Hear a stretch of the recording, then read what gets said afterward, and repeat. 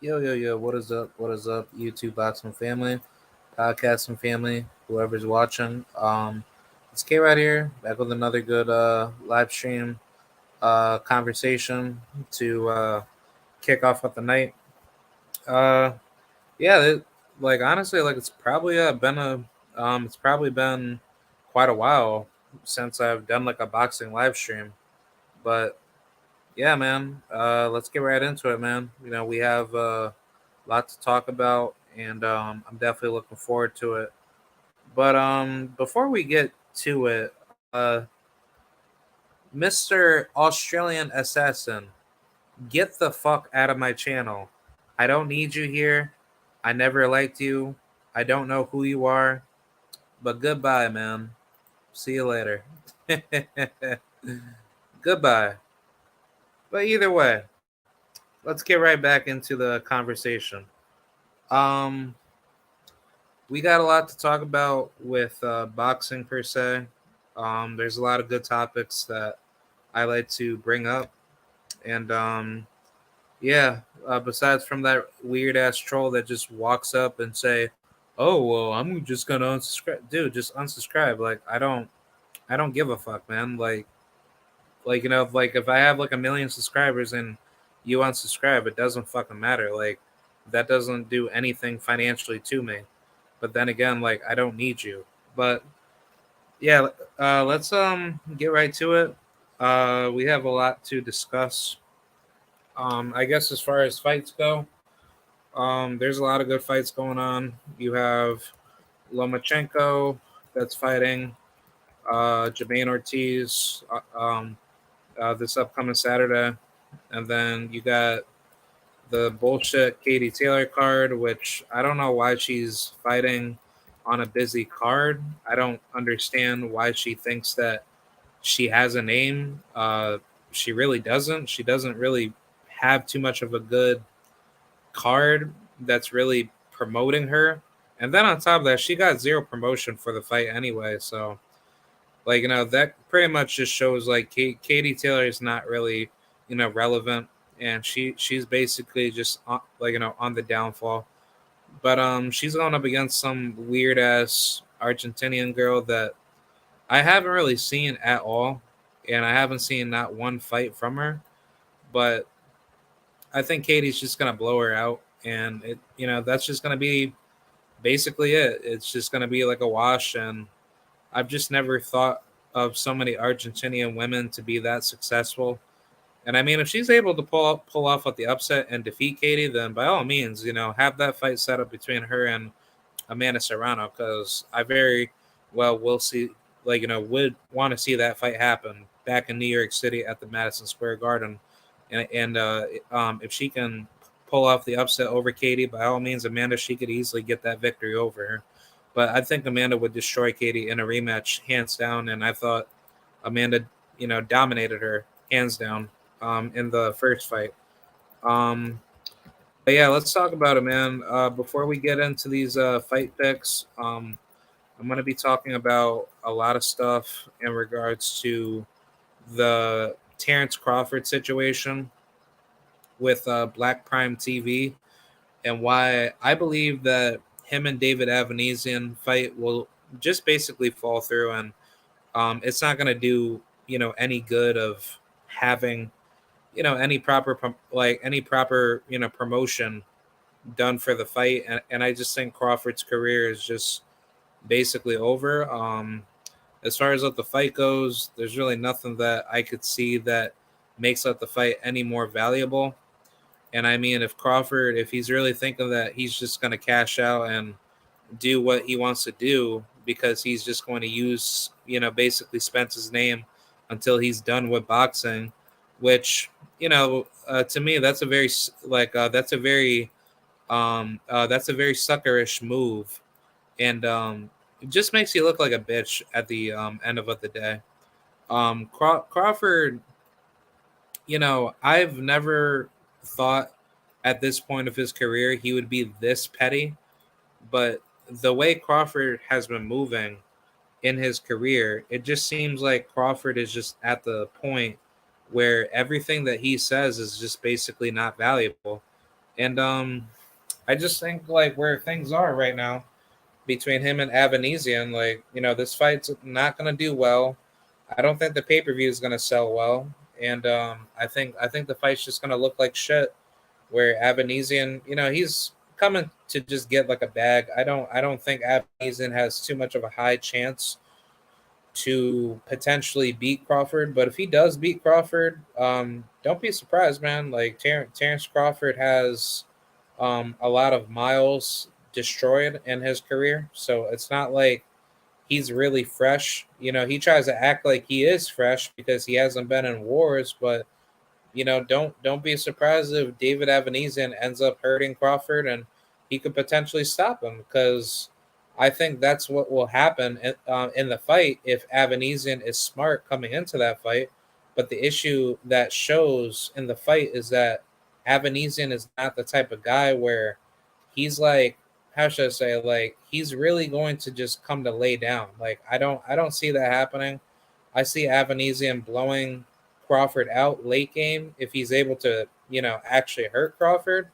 But once that happens, it's just basically game over. I think that's what will make like the fight more interesting when Crawford gets hurt, and I think that's how the fight will end up playing, like playing out. Like I just don't see Crawford having this great almighty performance after being like literally out of the year for well over like a year and 1 month heading into this fight, because it's like you've been out of the ring since November. So here we are seeing Crawford coming back at like basically 35, going into his out of his prime years now. And I just don't know how Crawford's gonna scale. But last time out he didn't look like he didn't even look that good against Sean Porter. So I just kind of see it being that type of performance when where Crawford, he doesn't take the sport seriously, and he's gonna basically fuck around and probably try to go for like a knockout early because that's what he's gonna do for Black Prime to sell his name. But I don't see that happening, man. And then on top of that, when is this press conference happening for this fight? Where's like the media coming in to say, oh, Terrence Crawford and David Avanesian go and fight each other, man. Oh yeah, Bud, man, Bud this, Bud that, man. Oh yeah, Crawford, man, Crawford on this massive role, man. He gonna go in there and just whip on, good old David Avanesian, man. Like honestly, dude, it's just absolutely pathetic.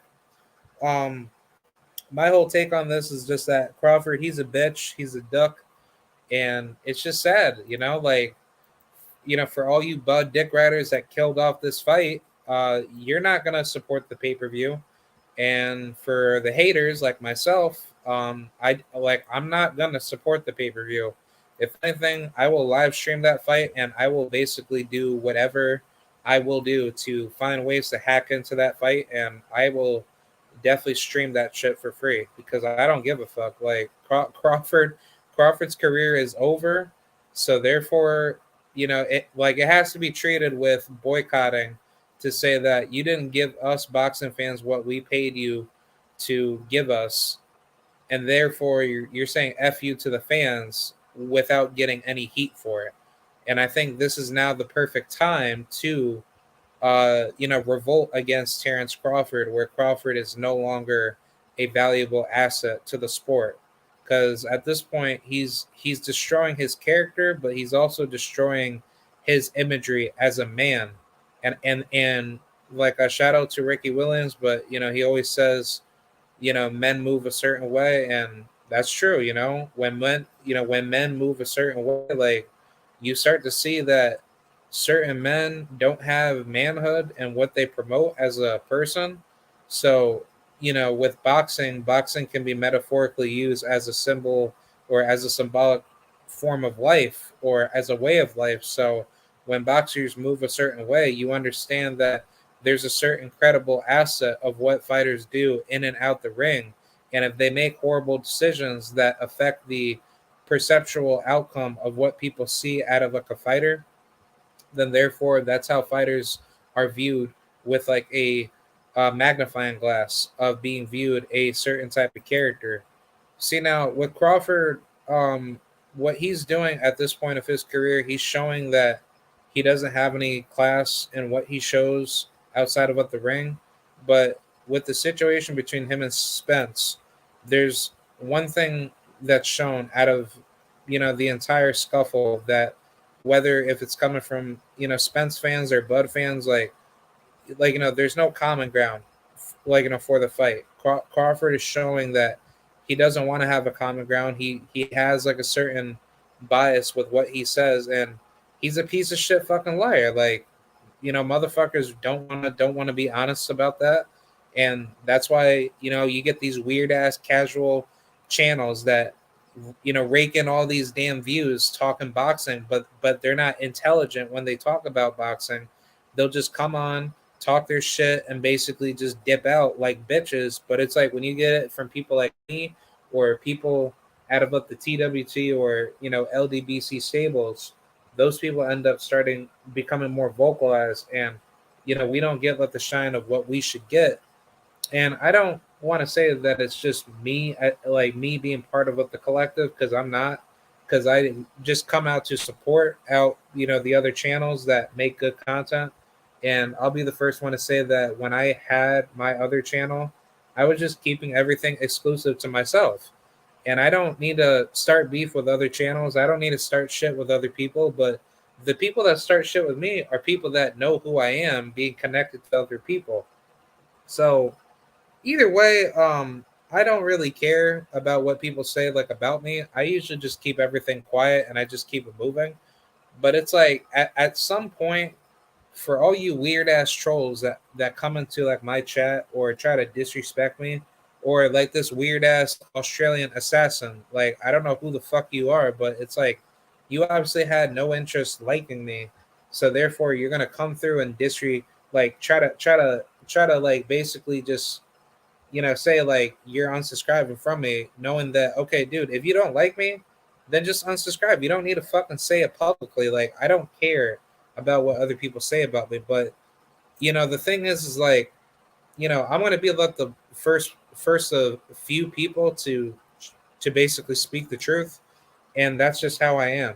I'm not the type of person to lie, and I'm not the type of person to try to clickbait for views. Don't get it twisted. I'll clickbait to get views for funny ass videos. But when it comes to boxing or things that I want to be honest about, I come out and I actually give out, the actual detailed knowledge of what I believe in. See, now, I don't know everything about what I say, but on top of that, I try to keep everything consistent as possible because that's the only best thing for me to say as far as what I give out in my own politicized positions. But either way, when it comes to boxing, I just try to stay consistent as possible. I do the same thing when I talk about basketball. I do the same thing when I talk about any other sport. But let's get right into it. I'm gonna scratch Crawford off because he's a bitch and I don't give a fuck about him. But for anybody that wants to know more about the whole Crawford situation, I would highly suggest taking a look at other channels that have vigilantly called him out and basically exposed him, as a fighter. Take a look at channels like BFTB, Ricky Williams. Take a look at all of the channels that have been actively calling out Crawford's name and basically just tearing down his imagery as a fighter, because at this point he's a piece of shit and he's showing that he has no manhood. But that's besides from the actual point of the show. Let's talk about some other news that have been going on in the boxing stable. We have some other news with oh man, what was going on with all the other situations? I think I was hearing something about Connor Ben relinquishing his UK fighting license or boxing license. So basically, what that means is that Conor Ben decided to, um, basically say that he's trying to say that he wasn't guilty of being like a cheater, blah blah blah. But um, when when we have seen Conor been exposed for cheating against Chris Eubank Jr., that's what made Connor look more of like a fraud heading into the situation. And I think now, knowing how the British Board of Boxing Control is taking the situation, that's the athletic commission that handles boxing fights, but obviously, like, it's like a government run facility or institution. But Connor is basically showing that he is guilty, guilty by by whatever means necessary to put himself in a bad position. And where he's at right now in his career, he's at a point where he's basically showing that he's just not confident in who he is as a person.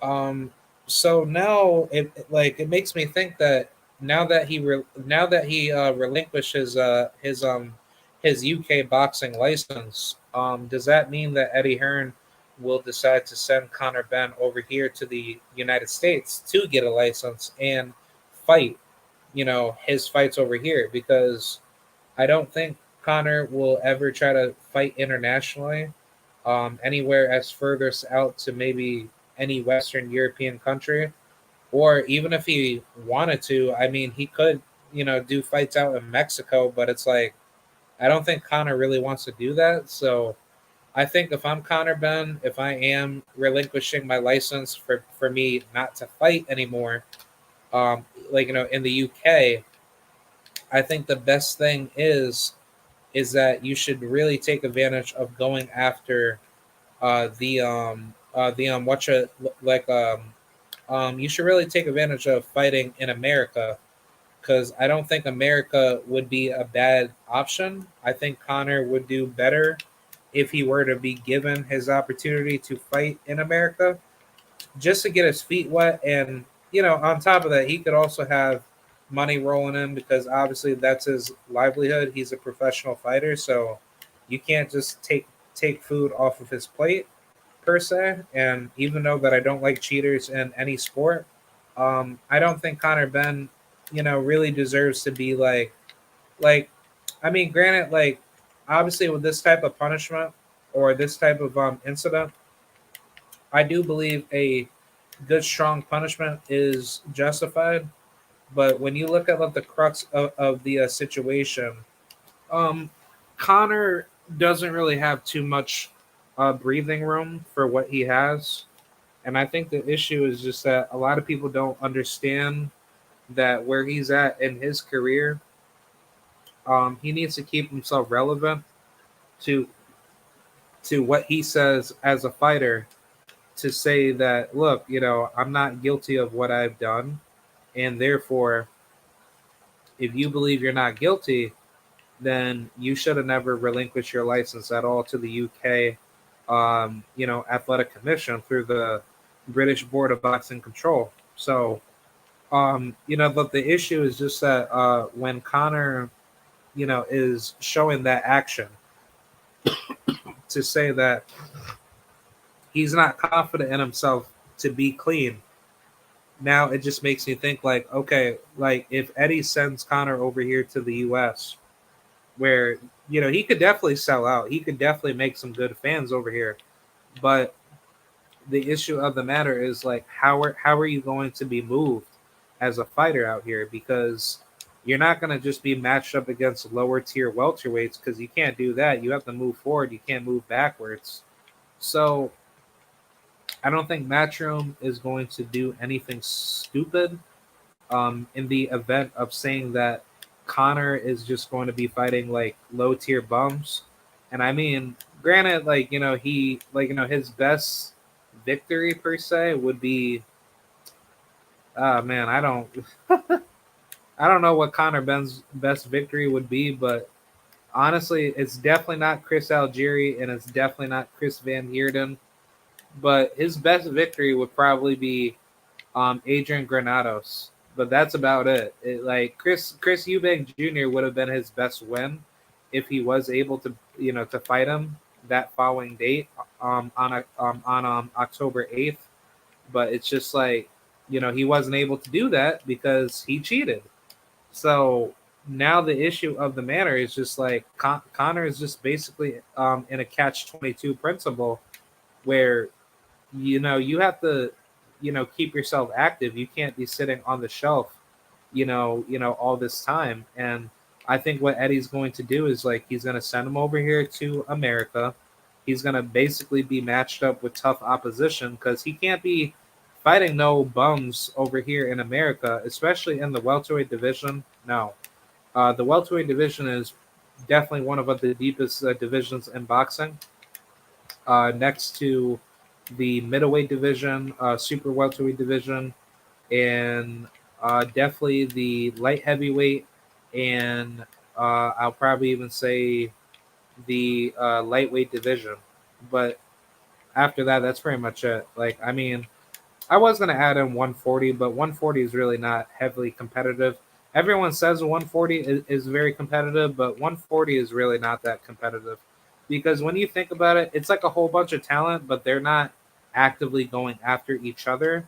They're pretending as if they can go after each other, but the thing is like a lot of those guys are not really actively mixing it up as much as people say that they are, but they're not taking like the absolute risks to actually get their undefeated record tested and at least put themselves in a better position to become a more to become like a more notable fighter.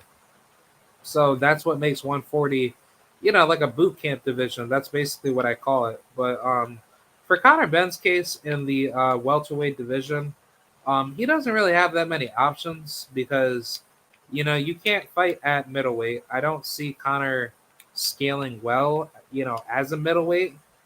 He doesn't look to be really that good when it comes to his size. And knowing that he is a cheater, I just don't I don't believe in Connor's skills and abilities to actually like hyperscale enough as a bigger fighter.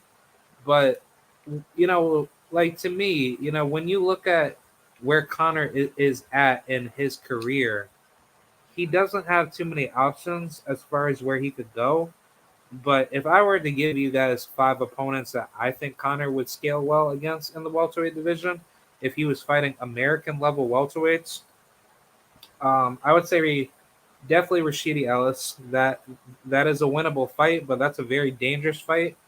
But he could definitely hurt Rashidi Ellis in that fight, and that could be a fight where he could very well upset him. Not a lot of people think that probably would be the case, but I'll be the first one to say that that Rashidi Ellis could be in trouble fighting a Conor Benn, but I would definitely heavily favor Rashidi beating Conor, but Conor would have a good puncher's chance and a good pressure fighting style chance to give Rashidi Ellis a very difficult test.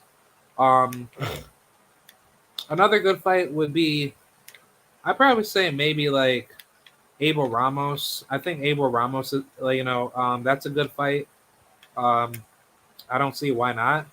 I think that fight would scale pretty well. And I think Abel Ramos, knowing how he is, he's not going to give up in a fight. I think, that's a toss up because if Ramos hurts Connor, that's basically it. Connor is not going to get back up, the same way like he would against like maybe any other, semi decent puncher. And Connor's never been down, but still, like Connor has shown a lot of flaws where when he does get hurt, he doesn't respond well with his with his punch resistance, and he hasn't been in there with like a guy that can actually hit in the welterweight division. So that's why people say Conor Benn is so good, but it's like when you look at the level of opposition that he's been in there with, he hasn't been hit and hurt by a actual welterweight.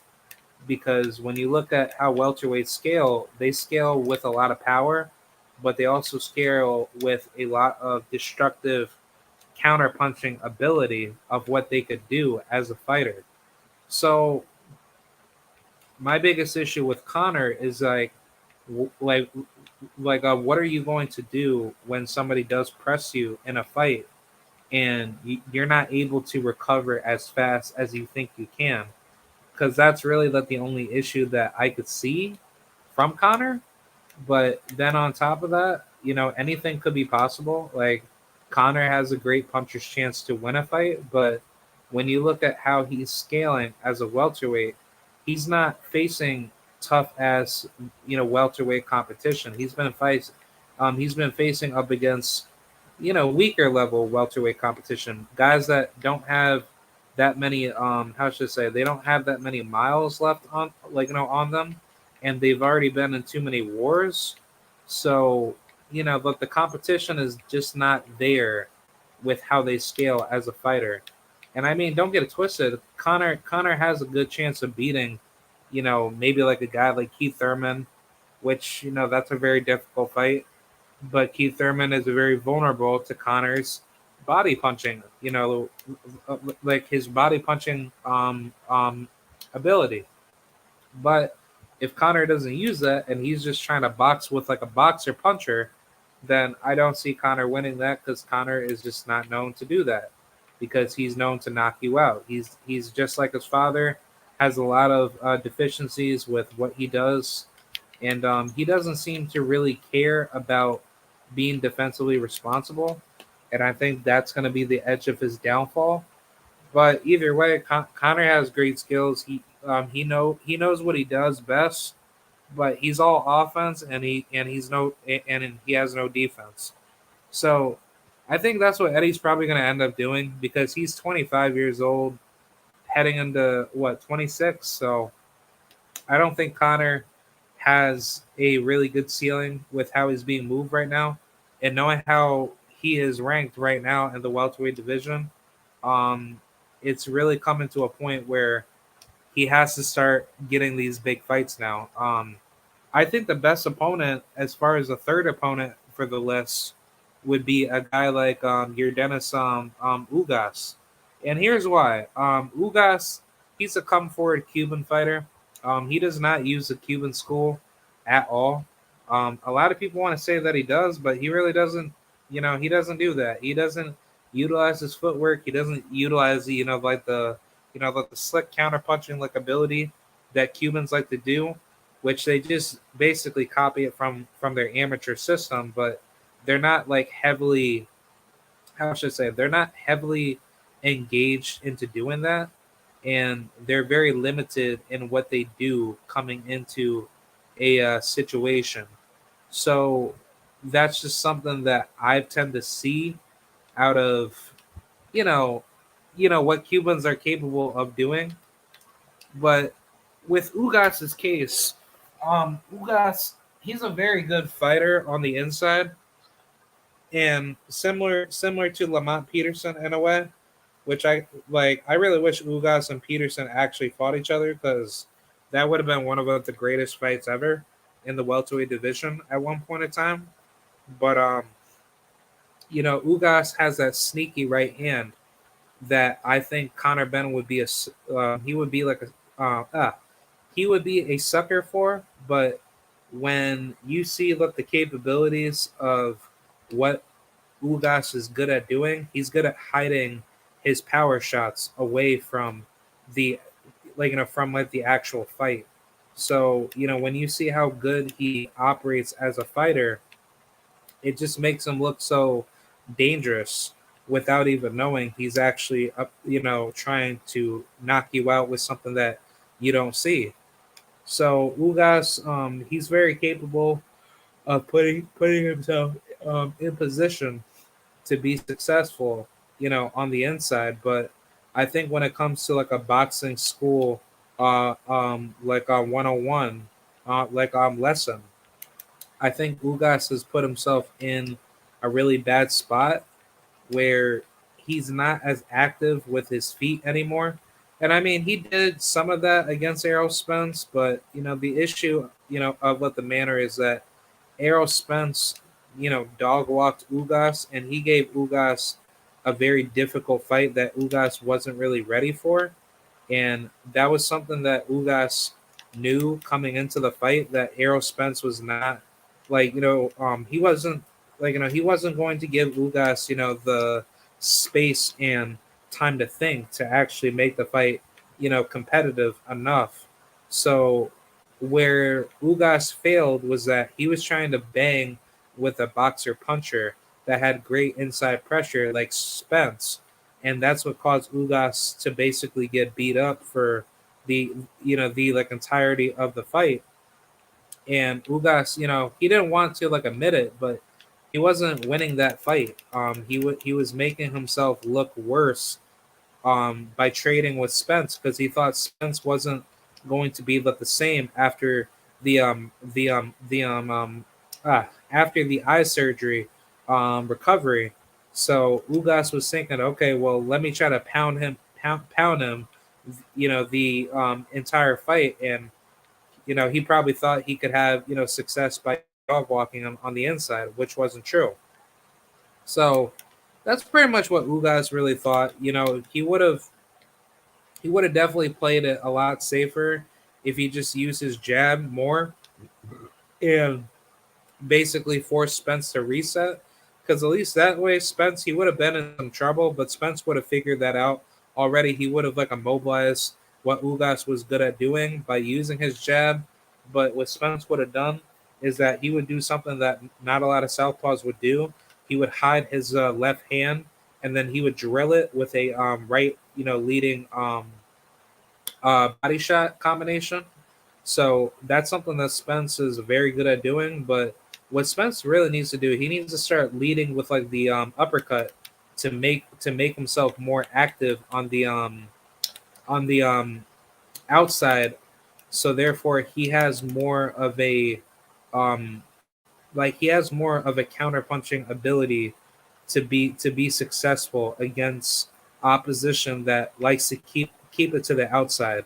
And when he obviously everyone knows Errol Spence will get you out of there when he dominates the inside game, but I think it's like uh, the mid range game that makes Errol Spence such a deadly character or deadly fighter in the sport. Where once you can't understand like where the footwork and placements are, and once he fundamentally breaks you down, it's just basically game over. It's like a Mortal Kombat video game session where once Spence figures you out, it's basically over. You can't find any like adjustments made. So the reason why that I bring up your Dennis Ugas against a Conor Benn, not only that this fight would definitely help Conor Benn grow as a fighter, but imagine like what the level of like I don't know, like imagine what Conor Benn could do to Ugas if he were to beat him.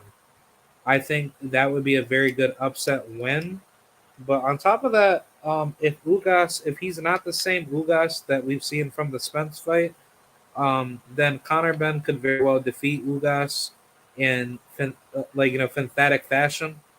But I think I think Conor Benn would be in very very deep trouble with a guy like Ugas, and I think Ugas understands that like a fight with Conor Benn is not going to be very easy, but it's going to be like one of those competitive fights where we think Ugas is going to be going to be okay, from the Spence fight, but it's just it's just gonna be like an absolute dogfight of somebody going to give up and basically submit to the pressure, and the other guy having their way to being successful. So I mean that's just pretty much how I see it. I mean Ugas is a very talented fighter, but I guess like we'll end up you know figuring that out depending on who he fights next. And I don't think Ugas is wanting to get back into the ring at all. He's been out of the ring since April, since April 16th of this year. So it's not like Ugas is really eager to get back in there, but maybe give it like a couple more months. At least give it 2 to 3 more months. We'll probably see Ugas, back inside of the ring very soon, and that'll probably be the latest news of where we see Ugas go. I think Ugas will probably do better if he probably moves up in weight, honestly. Or I don't know. I mean, like if Ugas wants to make like a final title run, at the welterweight division, by all means, go for it. But I just don't think it's really necessary. I think Ugas, he has, done enough credit in trying to be successful. But I don't know. I think it's just best that Ugas kind of takes it easy and he doesn't need to go super duper deep in what he does. So I mean, that's very much how I see it with Connor Ben's hit list. My two final, opponents that I would heavily suggest would be Jamal James and who's the other guy? Um, I mean, I wouldn't mind Cody Crowley. I think Cody Crowley is another contender on the list that would definitely give Connor Ben a very difficult fight. Some people would say no, but yeah, Cody Crowley, that's a very good fight because he beat Josecito Lopez, but that was pretty much it. He didn't really do anything spectacular after that. But yeah, I think with the Cody Crowley victory, even though that's not a high scaling fight, but beating him would be good. But I would also put in Jaron Ennis. If he really wants to take it to that high level, definitely beat up on Jaron Ennis. Like I wasn't going to ever say that Boots was never going to be on the hit list at all. I would definitely probably replace Jamal James with Boots or just Cody Crowley with Boots. But yeah, Jaron Ennis is definitely a very difficult character, and I think Connor Ben will definitely give Geroninus a run for his money until it lasts with Geroninus knocking out Connor Ben. Because that's just how I see that fight going. I don't see the fight being competitive until there's something that happens within that matchup. And I think Geroninus is just too much for Connor Ben. I think what the fight itself is going to be good. It's going to be fun to watch, but at the end of the day, Jaron Ennis is way more deadlier as a fighter to take out Connor Ben, and I just don't see it happening. Like I just don't see Connor Ben having any of like a puncher's chance to really hurt Boots. But then again, we still need to see Boots' chin. I think his chin needs a little bit more testing, and I think that's where we'll start to see a lot more. How should I say? Like we'll start to see a lot more, um, like a lot more changes with his game as a fighter. And once Boots starts to scale more into the welterweight division, if he's able to get undisputed, that's like the biggest thing that I'm definitely looking forward with. I think that's why Jaron Ennis, he wants to be undisputed in 3 weight classes. Shit, I could easily see it in 4 weight classes, but I just think like where Boots is at right now, like he has way more of like a higher scaling to definitely dominate the higher weight classes versus 147. But if he's able to get his money at 47 and get the big fights, then by all means, I'm all for it, man. Give Jaron Ennis his opportunity to become undisputed, and I'm all for it. Let's get it. I think Jaron Ennis is one of the best talents to come, but we just need to see him in there with, with the top names. I think that's really like the biggest issue. Jaron Ennis, he has a lot of great skills, but once he gets in there with guys that are not afraid to get in there with him, that's going to show how good of a fighter he really is. And I think that's what's going to hyperscale his career a lot faster as a fighter. But moving forward, let's talk about some other news. I heard about this Errol Spence phone call that he had with Steven Espinoza or Al Heyman, and basically, he was basically saying that that the Crawford fight, wasn't going to happen in 2022, and some other, weird ass stuff. But I'm not gonna get so deep into it because I don't know what exactly was being said. But I will say that Spence, he wasn't in any wrong of what he says about Crawford, because it's like, Crawford, like at the end of the day, Crawford is in the wrong, and Errol Spence, he's just doing what he's doing as a fighter to basically say that I wanted this fight, and it like it's a shame that I'm not getting my just due for me wanting this fight. And people want to say Spence is ducking Bud, but once that the evidence shows that Bud never wanted any parts with Spence, then that's just going to make the fight a lot less, interesting. And I think that's really why Crawford and Spence are just at that point of just being completely desecrated, because that's basically what's just going to end up happening. I don't see Crawford really making a big account, for himself. And once more evidence comes out and Spence shows that Crawford is just basically a ducking piece of shit, and Crawford will very well get confronted on this by the media and definitely by YouTube, because he's obviously watching people like myself or anybody else that talks down onto him. But yeah, Bud's career at this point is definitely not in a good standing, and it's not definitely going to look any better when Crawford puts himself in much worse positions of not being that guy to be successful in what he should be doing.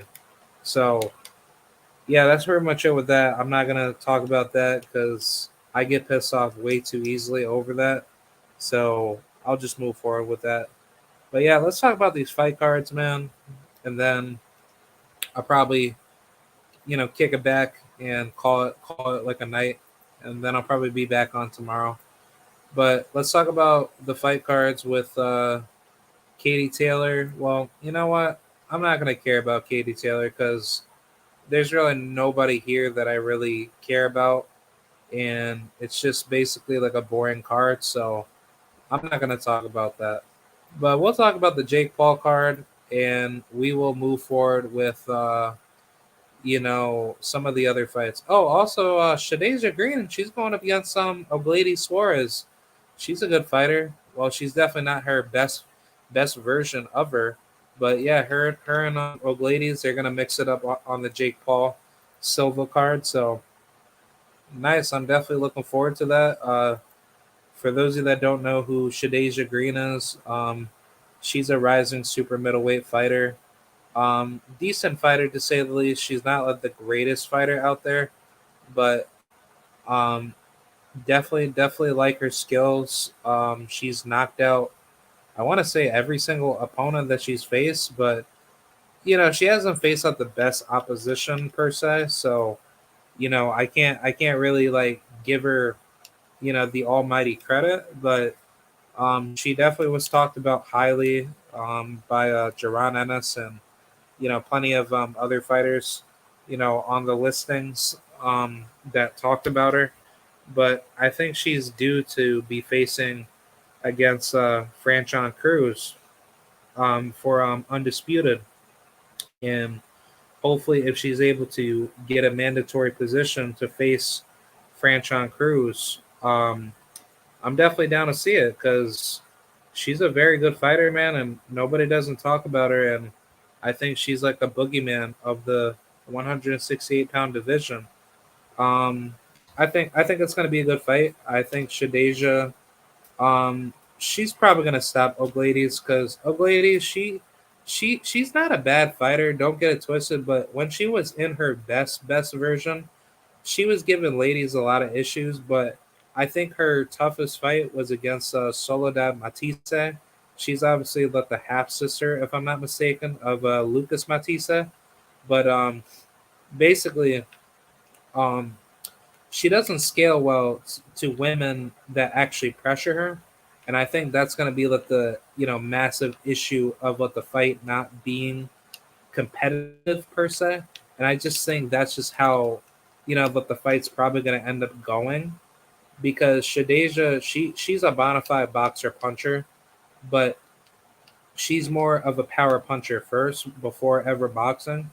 So I just think Shadeja will have more of a bigger success when she's able to do the things that she wants to do, when she's able to hurt you. So Shadeja, she's definitely like a problem. She's like a female, like she's basically the female version of Brandon Glanton, but Brandon Glanton, even though he's a fringe, contender, type of fighter, she has that, football player style of just coming in and just making like a fight, and that's something that I can heavily respect out of her because she's a very, very good fighter for what she does.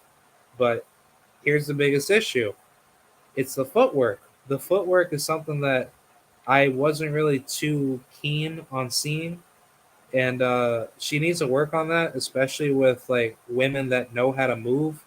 But I think she's already working on that. It's like she's a very good, adapter with what she does. So I think with all the women that she's stopped, she knows how to pick it up to like a different pace, and she's very good at what she does. So it's not like she's not getting any better. It's just that she just needs to put herself in a better position when she does fight, because that's what makes her like a way better fighter. So I mean, that's just me personally, talking, critical like about her. But Shadeja Green, she's a good fighter, man. She is a absolute monster, and I think she's gonna knock out, Suarez. Suarez is a decent fighter, but I don't think her skill sets are going to scale in this matchup with Shadeja. I think Shadeja is just like the way more dangerous fighter coming into this fight, and it's just going to show a lot more holes in her game come fight night. And I think it's going to be a very interesting card. And I'm definitely looking forward to seeing like the PBC, preliminaries of that card. There's some other good fighters on this card.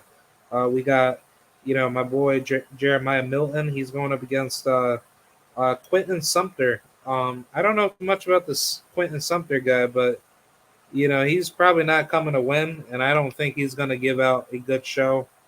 But I think Milton's just going to do the same thing, knock him out, move forward, and just keep on racking up wins.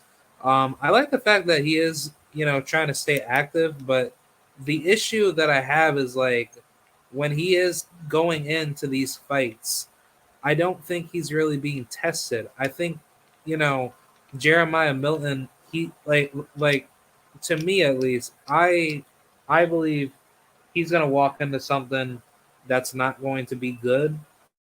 And I think how he's being moved right now, he's definitely testing out like the free agency waters of where he could fit in. But I think where his development's gonna end is where he meets somebody that knows how to box and punch.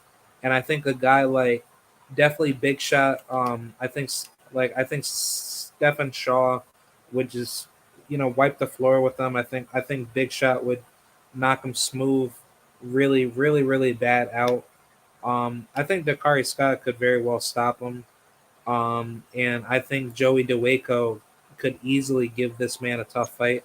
But then again, I think he has a good shot. It's just that do I think he's going to scale well at the heavyweight division? And I just don't like. To me, I just don't see that happening. And I think that's what's going to be like the biggest issue with the heavyweight division.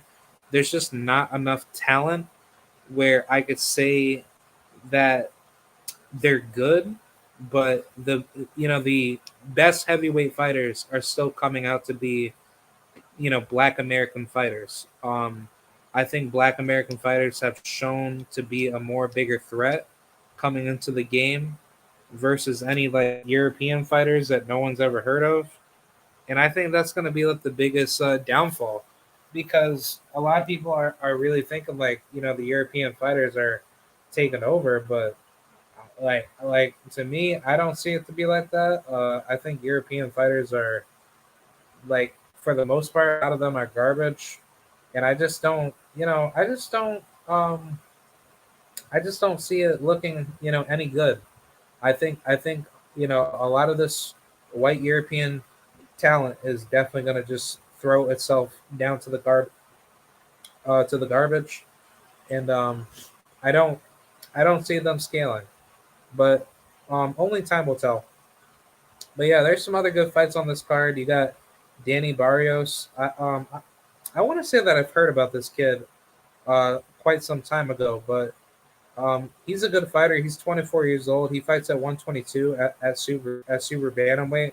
He's going up against Mr. Edgar Ortiz Jr., who is a pretty good 27-year-old fighter. His best wins, well, he didn't really have too many good fights under his belt, but he is fighting stiff opposition and he's fighting some really tough, like opponents. So, oh, and surprisingly, he has got the same birthday as me. Yeah, shout out to Elon Jesus. He has the same birthday as me, but he's like a year older than me. But yeah, he's a cool guy. Check him out. I think Elon fights at 122 if I'm not mistaken as well. But yeah, Elon, he's a good fighter. I like him a lot. But yeah, Edgar Ortiz, I think he's gonna come to give this guy a very tough fight. I think this is gonna be like a all action packed war. They look to be like Mexican style type of fighters. So I'm not too sure who's gonna win that one. We also have another destructive matchup between Alejandro Santiago versus Antonio Nieves. And oh man, I think this is going to be an absolute destruction. I think Santiago, despite his loss to Gary Antonio Russell, he came off with two good wins, decent wins. They're obviously not like the greatest wins, but that's good to just get you back in shape and just get back into like the mix. So I respect Santiago a lot because he's not like the type of guy to like duck any competition or smoke. But knowing how some of these Mexican fighters are, they like to make it seem like they're better than everyone else in the sport. But the thing is like to me, most Mexican fighters don't scale well when they come over to the states. So when they get you know put up with really deadly opposition, some of them either sink or swim, and others are just like legendary bred fighters. But the reason why most people don't care to look at a lot of Mexican competition is that they're not putting themselves out there in America first before they even set foot back in Mexico to get fights, because obviously the financial aspect is that Mexican fighters are probably just fighting a bunch of barstool matchups against opponents that no one really asked them to fight. So that's pretty much what the biggest issue, because it's like whatever is being put down in the conversation with what Mexican fighters can or cannot do, it's just showing that Mexican fighters are really not like they're not like the biggest hype train of fighters to come in all of boxing. But a good load of Mexican talent is not as good compared to the American talent.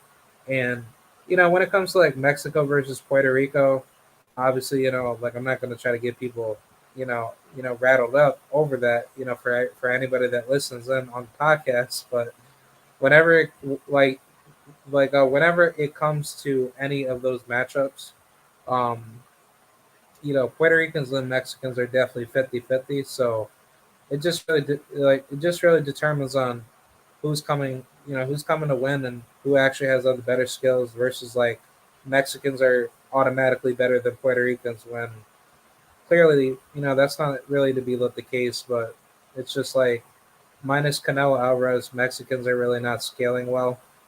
And as far as any champions from Mexico, you only have Canelo Alvarez and Julio Cesar Martinez, but that's about it. Like you don't have any more champions. So I mean, Obserto, if he wins, then yeah, you'll have three. But after that, that's pretty much it. Canelo doesn't really have too much leverage left. His career is going to be over. And I mean, if you want to add in Mexican Americans, champions. Like I guess Jesse Bam Bam Rodriguez, but Bam Bam isn't really that good in my honest opinion, and I don't think Bam Bam's gonna scale. Like especially when he moves up in higher weight classes, I think that's where Bam Bam he's gonna get cooked. Somebody's not gonna be afraid to go toe to toe with him, and I think Jesse's gonna get absolutely wiped out. But that's just how I see it. But let me cover the last two fights on this card that I'm definitely interested in seeing. We have Ashton Sill versus Braulio Rodriguez. This is a very interesting matchup because even though Braulio Rodriguez he's not at his best anymore, despite losing to Christopher Diaz and Ryan Garcia, um, this was a better turnaround for him to, just get back into the mix. But to do it against an Ashton Sill, for those of you that don't know who he is, he's an absolute monster. He's 18 years old, about to be 19 in this upcoming January, but he's an absolute destructive fighter. I've watched him ever since he debuted his first couple fights. Well, ever since he started his fights down in Mexico, and he's just been killing it, man. He's been doing everything correctly, and he's been putting himself on the pedestal of being successful. Jake Paul obviously signed him to MVP Promotions, and I think Ashton Sill is a future talent in the sport. Um, it's good that he started early in his career because he came into the pros like 2 years ago. So he literally started fighting at like 16 years old. And, you know, um, as far as what I heard, I believe he said his amateur pedigree was like super big too. Let me take a look at the amateur pedigree if he has any. Yeah, he only has like eight amateur fights, but just as far as where he's at right now, like he's a very very good fighter. He stopped every single opponent in his fights. Basically, he's been fighting six or eight rounders against guys that aren't really too good, but his best opponent will be Braulio Rodriguez. That'll be the measuring stick to see where he's at as a fighter. But most of his opponents are very subpar opposition. His best win was against a 22 and 18 guy, Aldemar Silva. Not the greatest fighter. He's like way past his prime, but he had he had a decent above 500 record, but then he then stopped the Giovanni Gutierrez guy. He's like 27 years old. He stopped him, but after that, he hasn't done anything spectacular. He actually KO'd William Encarnacion, so that's very interesting because Encarnacion, he's not a bad fighter. It's just like where does he go with his career? That's kind of like the biggest issue that I personally have with him because I don't know. Like I think Encarnacion, like he really shot himself, in the foot trying to fight Abraham Nova, and then you get beat up by him, and then now you're trying to get back into the mix, but it's like he's just not converting well. So he just gets beat up for the sake of just basically putting himself in danger with tough level opposition. But as far as Ashton Silv, he's an absolute monster. I'm really looking forward to see what he does in his next move. But where we are seeing him now with Jake Paul in MVP Promotions, I just don't think MVP Promotions is probably going to give him what he wants.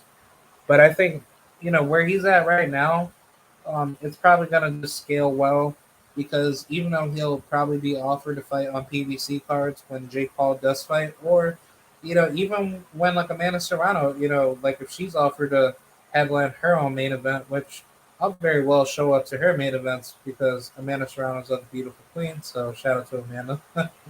But nah, man, there's just so much more opposition ready for him.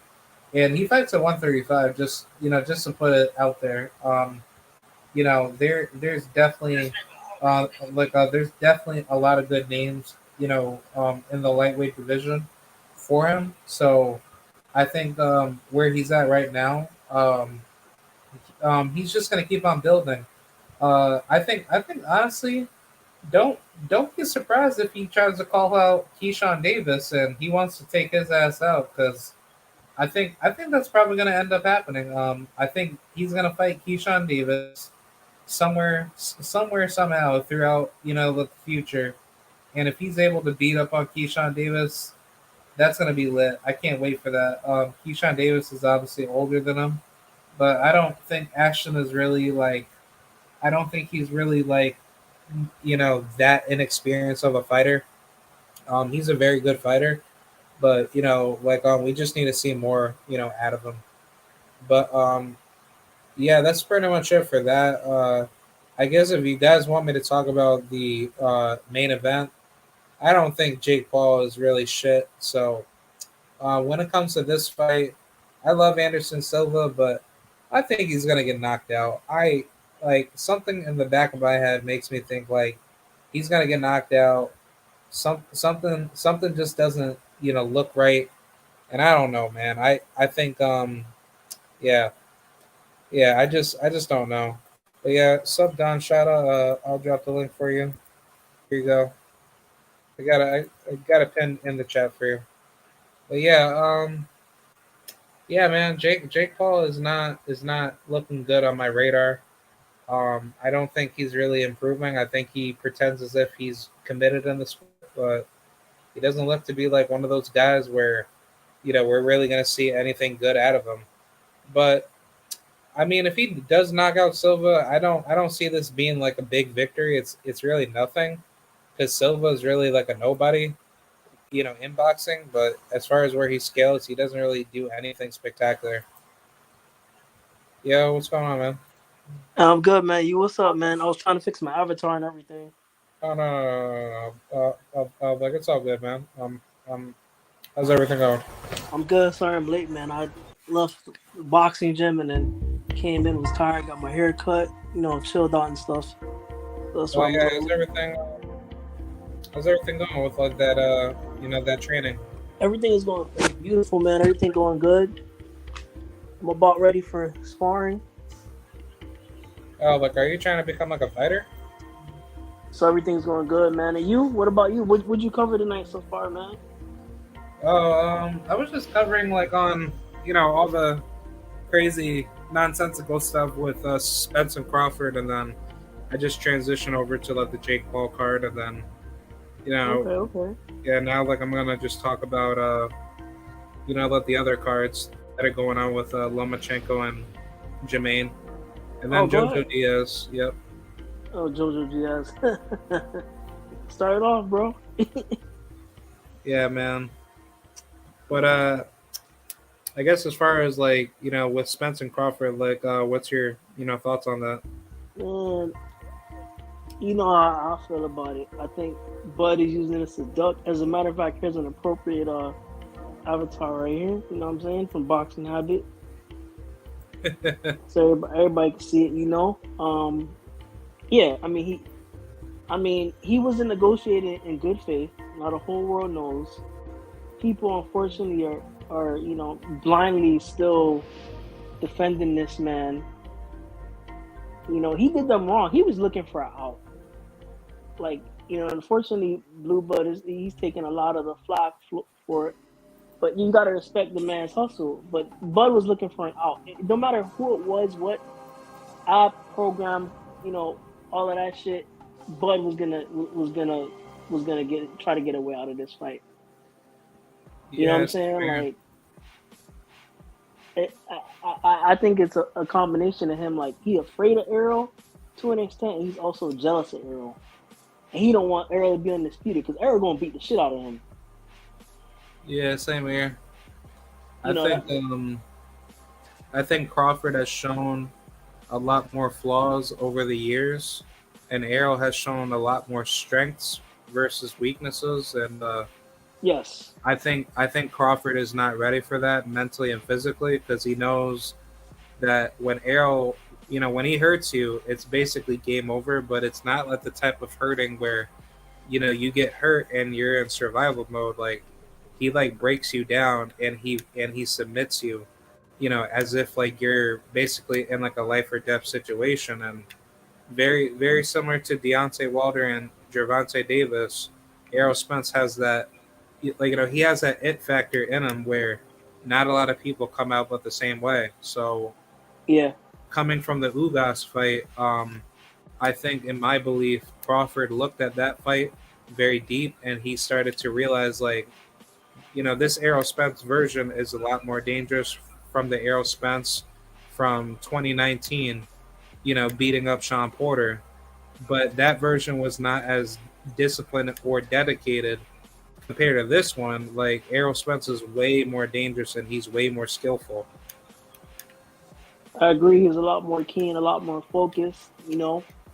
Um, I personally think Errol is going to be undisputed, but Bud, I think one of two things: either he's trying to force, because he knows Errol's has been at 147 for quite a while, his whole career, I believe about 10 years. So it's either he's trying to force Errol to force his body to keep at 147, so he has some kind of tactical advantage in the fight, or he's going to try to force Errol to vacate and move up and then say, oh, you see, he didn't want to fight me, which is kind of the narrative they're running with now. Like New Balance Bernie running his mouth, talking about that dude is a piece of work.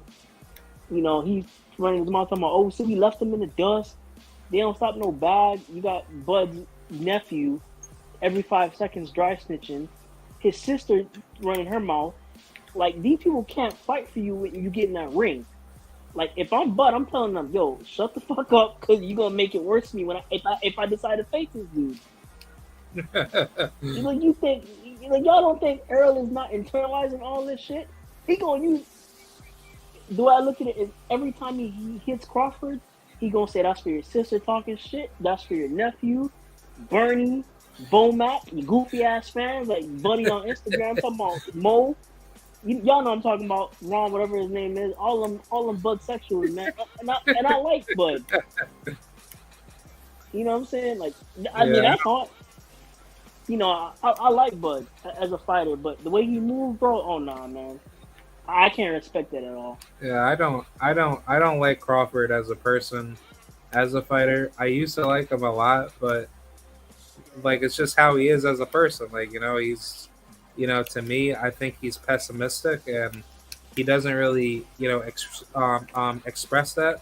But, but the crazy thing like about it was that I actually was given some information back in like June where I don't know if you've like heard that that Showtime card with that heavyweight fight that went on at the Turning Stone Casino with Jalalov and that African dude.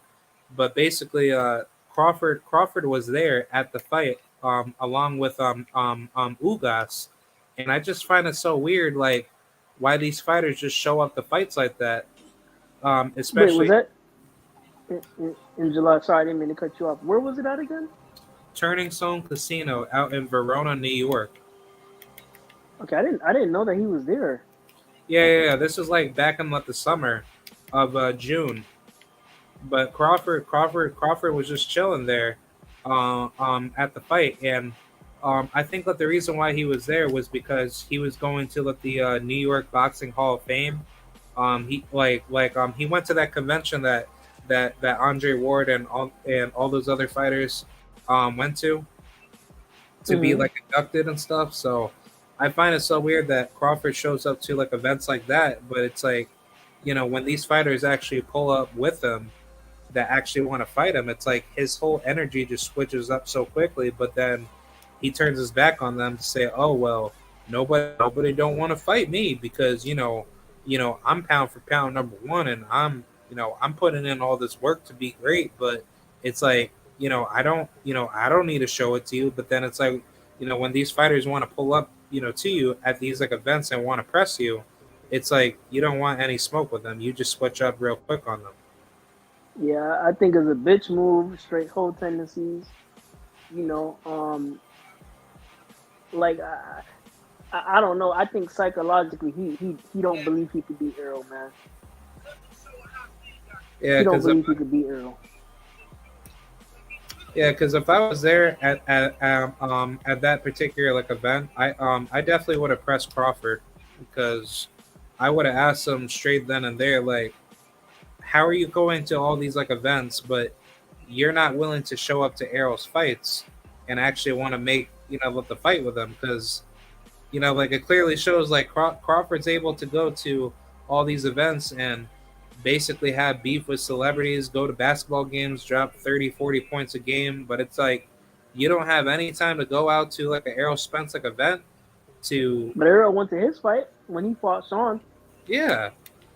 And then people try to make up that weird excuse to say Errol didn't want to get inside the ring with Crawford to promote, let their fight. But it's like Errol wasn't able to get inside the ring to begin with because that was a top ranked like event. And Bob Arum, he's not promoting the fight between you and him. But then Right. on top of that, why didn't you just press him after you got out of the ring? At least that way it would have built something up. Increase like my ticket prices, for me to like go see that. I don't know. No, I agree with you. It's like what I was saying previously before negotiations. If Crawford really wanted to smoke with EJ, if he was serious about it, serious about all this shit, like 50-50 or no fight, all this nonsense, why the fuck you ain't fight Ugas when he had the WBA strap? You could have made that fight happen. Yeah, he could have made that fight happen. I mean, and look, I don't like Bob Arum. Y'all know what I think of him, especially with his ties to the person's name I won't say.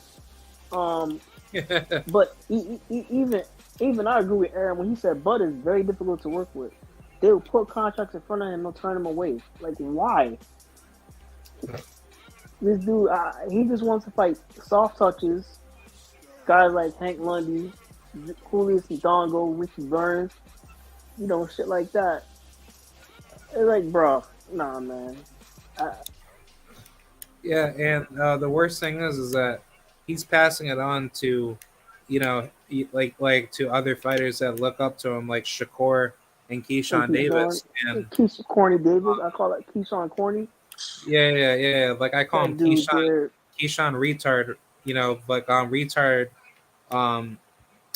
Bud Jr. Davis. I basically call him Keyshawn Budrick Jr. Davis. But yeah, Budrick Jr. Yeah, it's true. Yeah. You talking about Crawford got something for you, man? Keyshawn, nigga, shut up and focus on your career, bro. Focus on focus on fighting other people other than bums. And elevating yourself, bro. Like, you getting some other people's shit, bro. Like, I get it. That's your man and shit. Like, I understand that part. But when you make a whole video just repeating the same shit over and over again, like you're a fucking idiot, you're an idiot. Like, you just lost. The dude just like, I don't know, man. That whole side, bro. They just goofy, bro. Bud, Big Mac, Keyshawn, bro. Like, they don't want no smoke, man. The biggest issue that I have is like, he has Shakur and Keyshawn dick ride behind them, and it's like that's what gets me pissed off about these guys that move funny, especially on Top Rank, because it's like they're basically copying and pasting off of Crawford's model to think that it's okay to just walk away from fights that need to happen. But it's like when you call yourself up the best but you don't want to put in that work, that just shows me two things.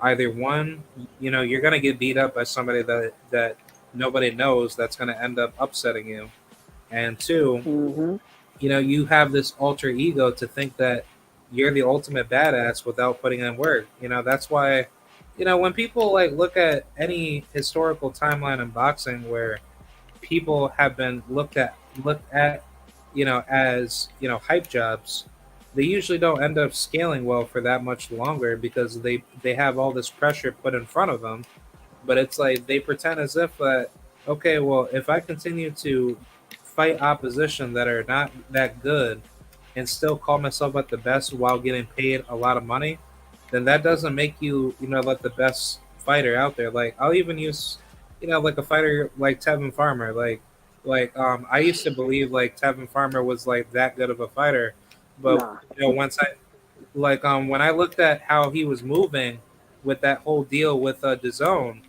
and this is like when I started like looking deeper into it, I Hmm. was like absolutely pissed off because I was literally thinking Tevin Farmer, he was like that guy to like really be like a good fighter, when he won his first, world title. But, once, let the whole talks between him and Gervonta Davis died out and he tried to act like, nobody didn't want to fight him and he never decided to like unify with any other champion, which at that time frame, obviously Gervonta, he was a champion, and then the other two champions, if I'm not mistaken, was I think it was I think maybe Jamel Herring or whoever had that belt through the I think W. I think it was Jamel Herring because I think at the time he just took it off of what's his name, Yeah, like Frampton but or still, whatever. like like Tevin Farmer could have pushed for way better fights for more money. Of Uh, course. like basically like regardless of politics, and when he felt more comfortable facing weaker opposition for for like a bigger bag, that's when a guy like Jojo Diaz came in front of him to say, look, I'm not afraid of you, I'm going to beat you up and I'm going to take you down. That's what made people look at him different, to say that you're not as good as you once were. So I think that same boat is now with Crawford, because Crawford has been he's been domesticated enough to the point where he feels like he's entitled to more resources that he didn't work hard for, and Right. he don't want to put in that work to prove that he is at the best in the world per se as a fighter. I completely agree. It's like have to have this argument with one of my good friends who I know I said this on Ricky's show the other day. His name conveniently is Crawford, and I really did ask, are you related to him? And he was like, "No, I'm not. I wish." But he keeps bringing up what Crawford did at 140. I'm like, it's irrelevant, especially considering Spence has done all of the heavy lifting at 147. Why do you keep bringing up what this man did at 140? And like, not even compare resumes, because what Crawford has done at 140 below and what he's done at 147 is nothing to what Spence has done. It's just, but people blindly follow this dude. Like, I can't understand why. He don't mess with mess with us. He don't mess with the LBC, TWC. He don't mess with us. Like, but he'll do shit with ESPN and all kinds of nonsense. And he expects to be supported and given all this stuff. Dude, people don't even buy it for the views, man. Are you serious? You weren't even put on like the fights that people want. Look at the situation we're now. Remember when he fought Sean, that fight was sorry, that fight was forced to happen.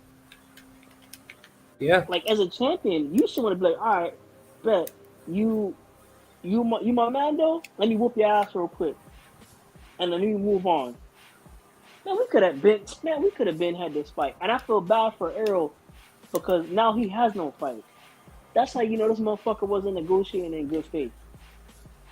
yeah, but on top of that, you already were like I was just probably gonna add in like with Crawford having this deal set up with David Avanesian to fight him, as like a backup, which, I thought, to me, they were already colluding behind closed doors. They were. Yeah, yeah, to basically, use it as like a fighter insurance backup to get away from, from what the Spence fight. That was basically like the only reason why Bud did that, to use that, as like a massive primer to say, oh well, Spence didn't like didn't want to fight me, so this is why that I'm fighting Avanesian for $10 million, which isn't guaranteed, but I'm just gonna act like that I am gonna get paid more money than fighting Spence, when clearly Spence is the bigger money fight, and Avanesian, he's never made or ever touched that type of money before, over like $1 million+. So it's like, what makes anyone think that you're going to be making all this money with Black Prime TV, who doesn't have that big of like a network to begin with, because their I've never heard of them until now. yeah, they're I was just gonna say, like, with Black Prime, they're a third party fighting network app, very similar to DAZN in a way, but the thing is that it was primarily started to basically air like a bunch of like lower level fights, primarily for Street Beefs, if you know that YouTube channel that Yeah, I does. know Street Beefs. Oh Yeah. my god. Yeah. So that's what Black Prime was mainly built for, to basically work with Street Beefs to have those fights set up, and that's when Scarface and them basically came together to say, hey, I'm down to get these fights set up with like my fighters, and then we'll start from there. So Hmm. that was good at a Black Prime to do that with Street Beefs, because Street Beefs is a big YouTube channel, and with all that money that they're bringing in, they can easily build like a lot of good fights, because it's not like Street Beefs fighters are like they're gonna grow up to be like really big stars. I don't see it to be like that, because Hell no. especially with some of their fighters that ended up going pro, they got beat up real bad, in the pros. But these guys were like considered like really good fighters in Street Beefs, and I was just like really sad about that, because it's like Street Beefs, they never put themselves in position to like actually act like an actual fighting promotional platform, because if they did, they would have some clarity in boxing per se, because they do both boxing and MMA fights. But it's like, Right. if they actually were engaged in the business to setting up actual sanctioned fights, it's like they actually probably would have made Black Prime a lot more richer with their app. But Black Prime was just primarily built for that reason. But as far as like their net worth value, they're only worth $5 million. So it's Yeah. like they're not. How are They're they not. paying? How are they paying this dude 10 mil? Twice their worth? Like what? Yeah. That isn't adding up. Yeah. From what I heard, especially coming from Blue Blood, he was saying that they're gonna get like a loan or something from some investment group, which that sounds very shady and doesn't make any sense, because it's like what they're gonna say back to you is like, okay, well, if we give you this loan for Terrence Crawford versus David Avanesian, what are we gonna get back from our investment if Right. Crawford doesn't break even with us? Because if they don't break even, that investment company is going to sue Crawford and probably end up suing Black Prime. And that's something that I'm like a little bit worried about, because it's like Black Prime should have never accepted Crawford coming into their platform. But it's like, No. I don't like originally I was actually fooled to believe like Blue Blood was at the cause of like actually working, like working together with Black Prime to get with Crawford. But like Crawford was mainly using Blue Blood as like a form of bait to like basically fool me, and Yeah. probably like a good number of other people to think that it was basically his fault, when clearly That's what he did. yeah. So Crawford basically just he basically deceived everyone, believing that it was never his fault to begin with, and he's trying to use Blue Blood as like a political bait mechanism to like basically make people get pissed off at him, versus when he should be the one heavily disrespected and basically shamed. But either way, like as far as like this fight goes, it's like, how does Crawford think that he's going to get $10 million up front? Because it's like no fighter will ever get that overnight. But when you look at those numbers, the only way Black Prime could ever get $10 million together is that they have to give themselves, that loan from the like investment group that they're gonna get, get it from, and then you also have to break even with the pay per view numbers plus, That's more. just not gonna break even, especially Yeah, at $40 a pop. yeah. So with $40 a pop, you have to break even at 250,000 pay per view buys, which that's probably never going to happen. And on top of that, I don't I don't think with the amount of people that will show up to that fight, nobody's ever going to fill up that like arena. A lot of people, like guys like myself, like we're like, yo, we're not. Like I told Blood on the show, I told Blue, I was like, bro, I'm sorry, but I'm not buying this shit, man. Because like we have a right to be disappointed, and it sucks for Blue because you're right. You know, Dud did use him as a political scapegoat. And it, now a lot of people are saying Blue Blood's journalistic integrity is taking a hit, which it has, and that's on the fault of Bud. So when this doesn't break even, which I don't think it's gonna happen, and all the other, the fallout that's gonna come with it, Blue is gonna be like, he's gonna be, kind of left in a position where it's like what do you do, like. Bud really did him dirty, in my opinion. Yeah, because the Blue doesn't make any money out of this, and he doesn't benefit from working with Crawford.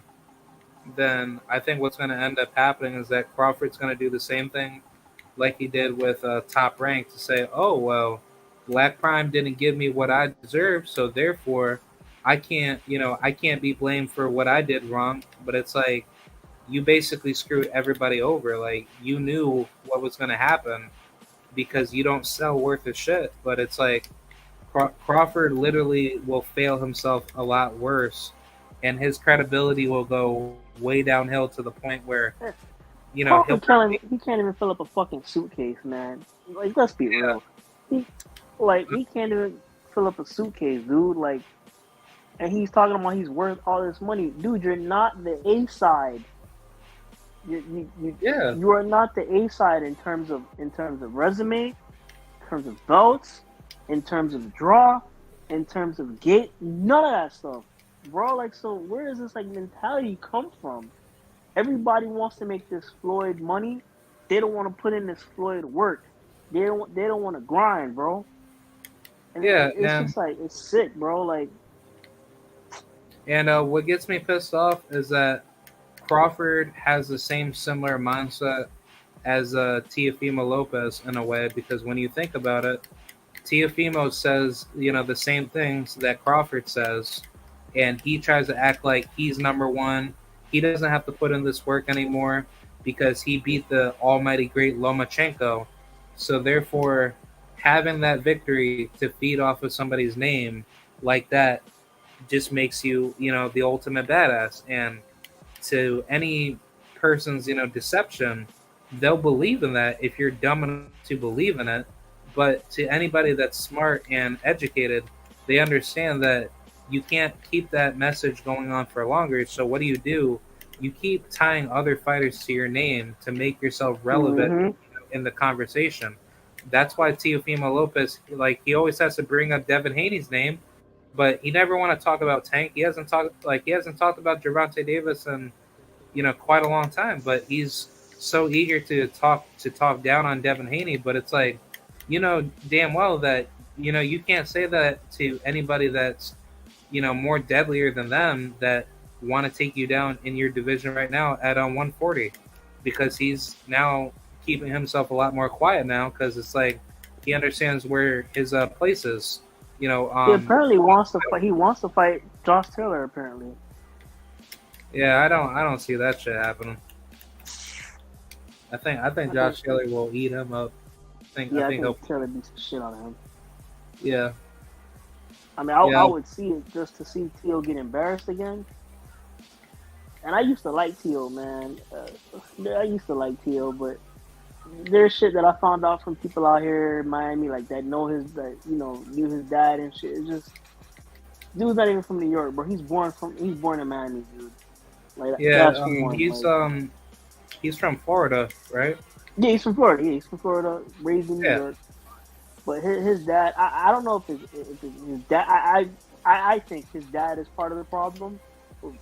Dad is the problem. He got him thinking that his shit don't stink.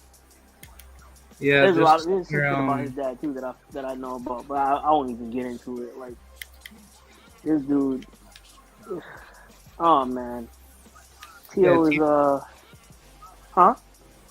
no, like I was just gonna add on to say Teofimo's father is very similar to Edgar Berlanga's father, where he's very stuck up, he's very retarded, and he just doesn't have like a good upbringing, and he just basically raised, like a bastard child. That's basically what Teofimo is. He's a bastard fighter.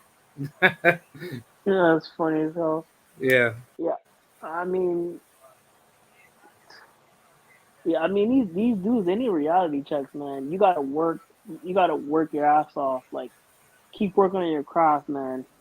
But these dudes, like Tio, once he beat Loma, is like, all right, he got comfortable. Then he avoided Cambosis about 5 times. Claimed he had COVID. Claimed it was this, it was that. And then when he finally got in the ring with Cambosis, Cambosis beat him. You know, I just, man, I don't know, man. It's just something about him, something about guys like him, Bud. It just ticks me off, man. It's just the way yeah, they carry themselves, and then they just do nonsense. yeah.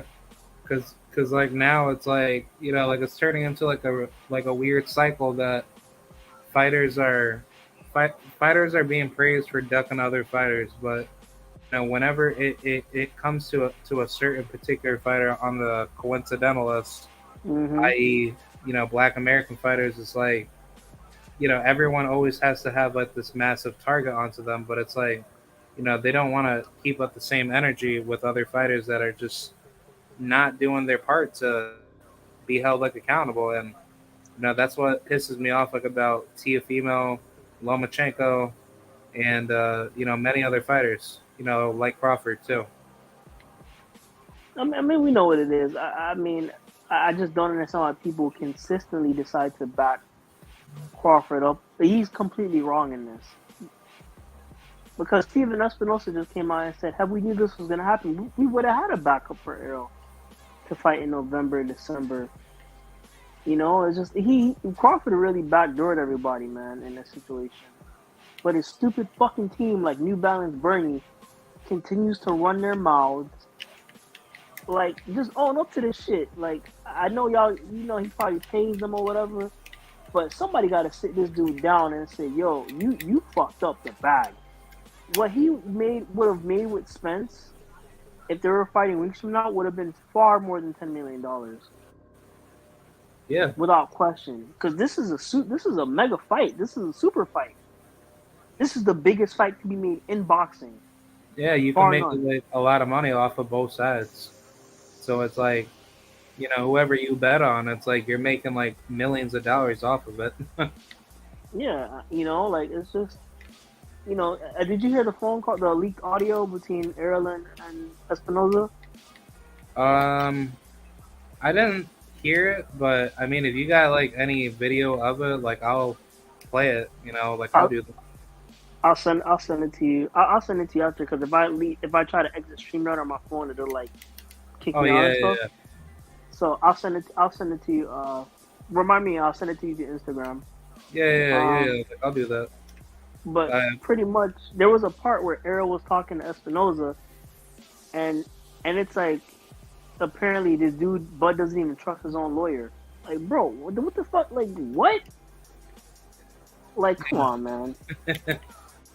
Yeah, that's I'm just like, this shit don't make no sense, bro. Like, either get in the fucking room with Errol, fight for undisputed since you claim Errol's holding your belts, or retire or some shit, bro.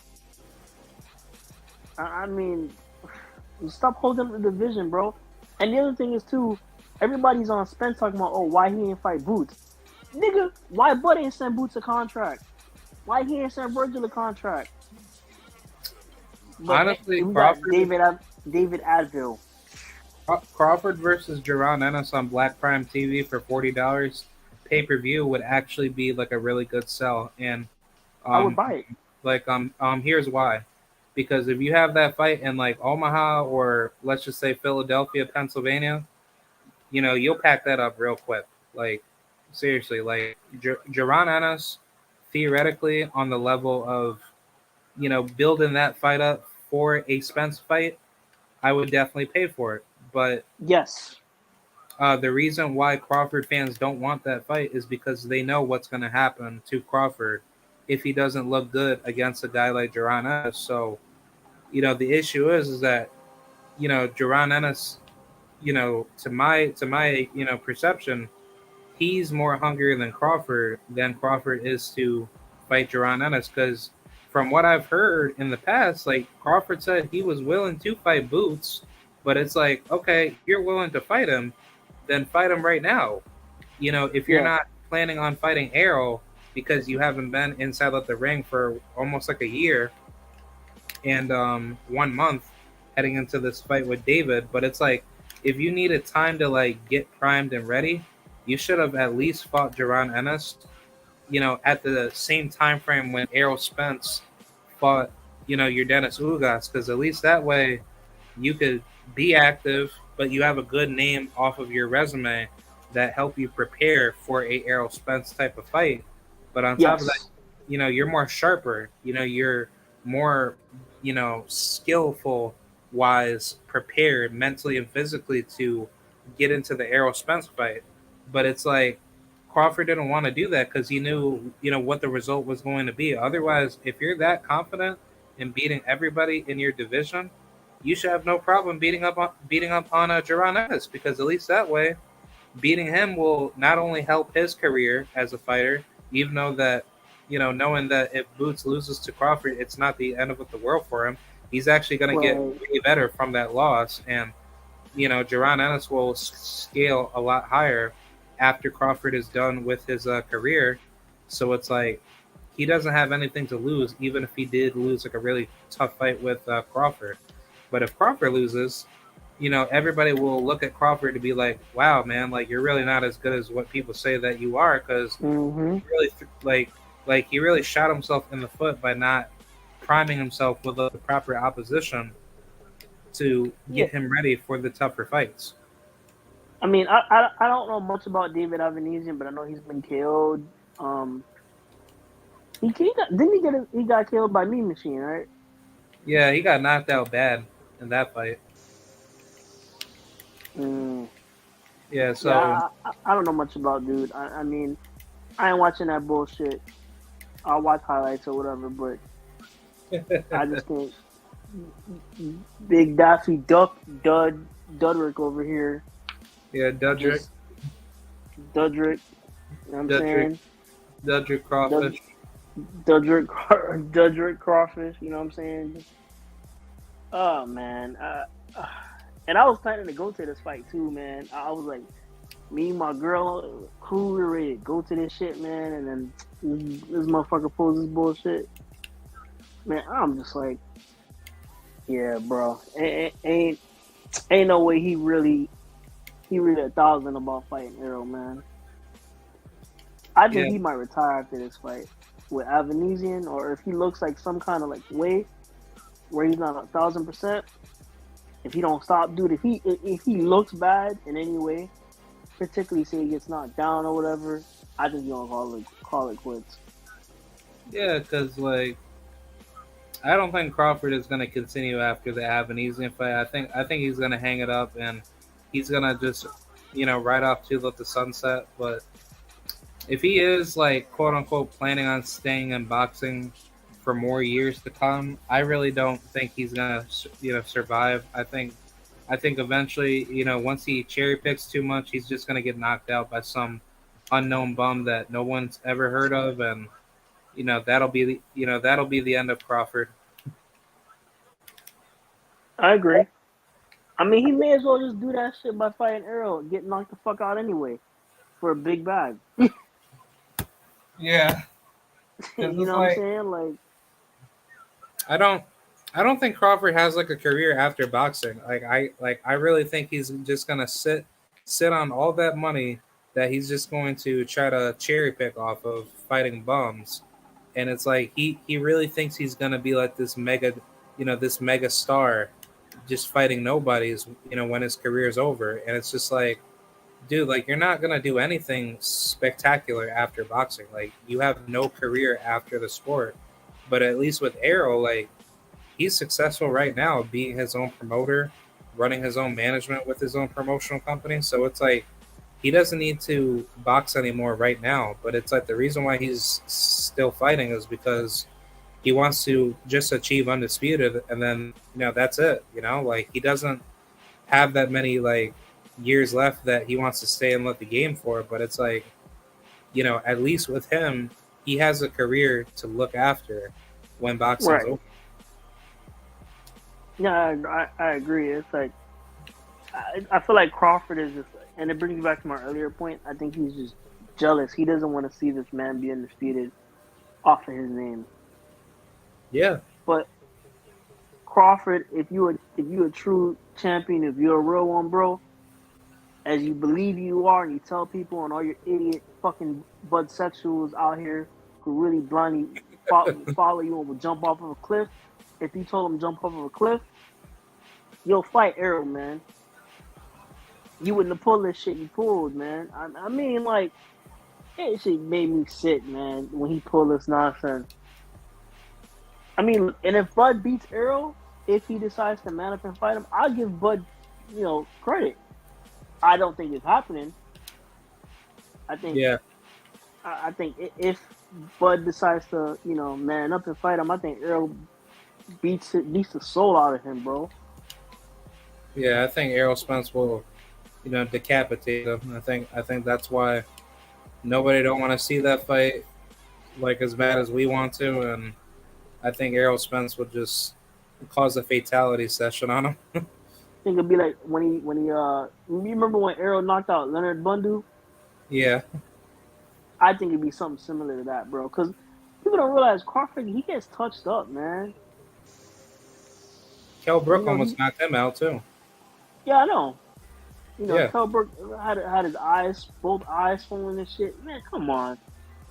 Like, yeah, I was laughing so hard, but I was like rooting for Crawford, but I'm just like, how is Crawford, that good of a fighter getting beat up like that? It's like usually in 12-round fights you don't get banged up until like maybe 6 to 8 rounds later, but it's like for him to get pieced up that bad, and Kell Brook wasn't even using his power with those jabs, like that just showed like how vulnerable Crawford really is, and he just looks terrible every time he comes back and fights because he's not keeping himself like fresh with like tough opposition. Yeah, he's fighting opponents that he knows he's gonna beat. It's like, imagine if that was the Kell Brook that fought Sean, or fought EJ, or fought Triple G, bro. He would beat the shit out of Bud, bro. Yeah, because Kell Brook, like when he fought Sean Porter, like I was a major supporter of Kell Brook, and I didn't know who he was until he beat Porter, and then I was like, oh, okay. Likewise. Kell Brook is like, he's like a British version of a who's that one Jamaican fighter, Mike McCallum, right? But he has like a really strong like frame of like just being like a very tough, rugged fighter, and he's so good with too. Yeah, he's so good with that inside pressure and just great ring IQ of just keeping himself at bay and not going in like reckless, like a Nigel Benn type of fighter. Like he didn't fight like your average European. No, he didn't. Yeah, so. That's why that I love Kell Brook so much, and I think like the biggest mistake out of his career was just fighting Triple G, but yeah, he was actually winning that fight, and he was dominating him, but it's just Triple G's power just caught up to him. That's all, but he's not a bum. Like Kell Brook was one of the greatest welterweights coming up. Kell Brook was definitely not no bum, man. I mean. you know, that's another argument that I tend to bring up when I have to combat these bud sexuals on a daily basis. When they say, "Oh, look," they'll try to tell me, "Oh, but Bud got rid of Kell Brook faster." I'm like, that was a Kell Brook that hadn't fought in 2 years and hadn't made 147 in 2 years.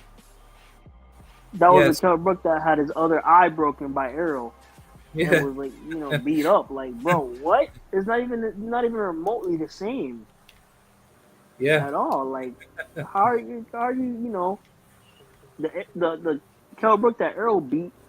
Arrow went to England and took his strap, broke his Yep. other eye. Like, It's you know what I'm just, saying? Like, these bud sexuals be coming up with some dumbass arguments and they think it makes them sound smart, but they just sound absolutely stupid. They keep that's crazy. defending this nonsense and and it makes my head like want to explode sometimes. We're like, and people talk about, oh, he gonna go up and fight Jermell. Man, I had to tell my homie the other day. I was like, bro, Jermell will knock his head into like the fifth row. Are you serious? Jamel will dog walk him so bad. That'd be ugly, man. Yeah, what Jermell a gets different beast, bro. what gets me pissed off was like I was like talking with that one YouTuber that I like watching. His name is Aki TV. I don't know if you watch him, Yeah, yeah, I'm familiar with him.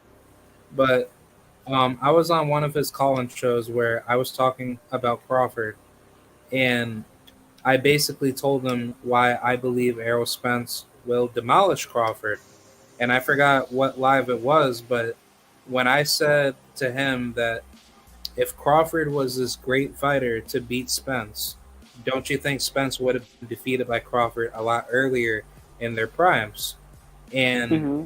he tried to dance around with the question to say like, well, Crawford wouldn't show any signs of like basically like thinking that Spence can ever beat him, and he like he tried to make it seem like Crawford was never like afraid of Spence, and I was making it the point to say that Crawford never took any opportunity to go after a prime fresh Errol Spence, but yet you stalled this out for so many years that you made the excuse to say like, oh well, I can't fight him because of the side of what the street argument, but it's like you were very well quick to make a fight with all the PBC guys, like Felix Diaz, like John Molina, Thomas Delorme. Thomas Like Delorme, yeah.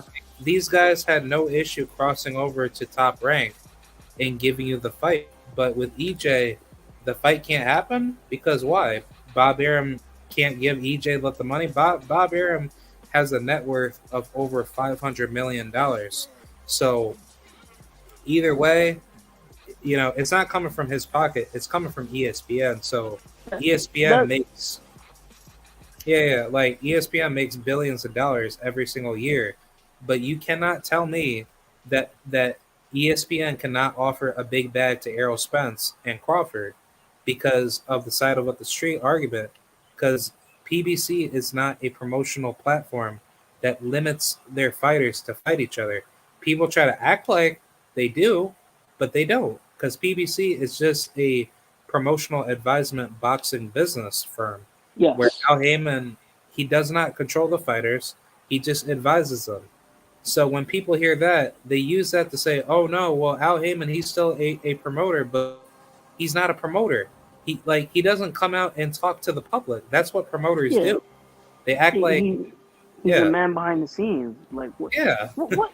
And people talking about, oh, PBC's going broke. What?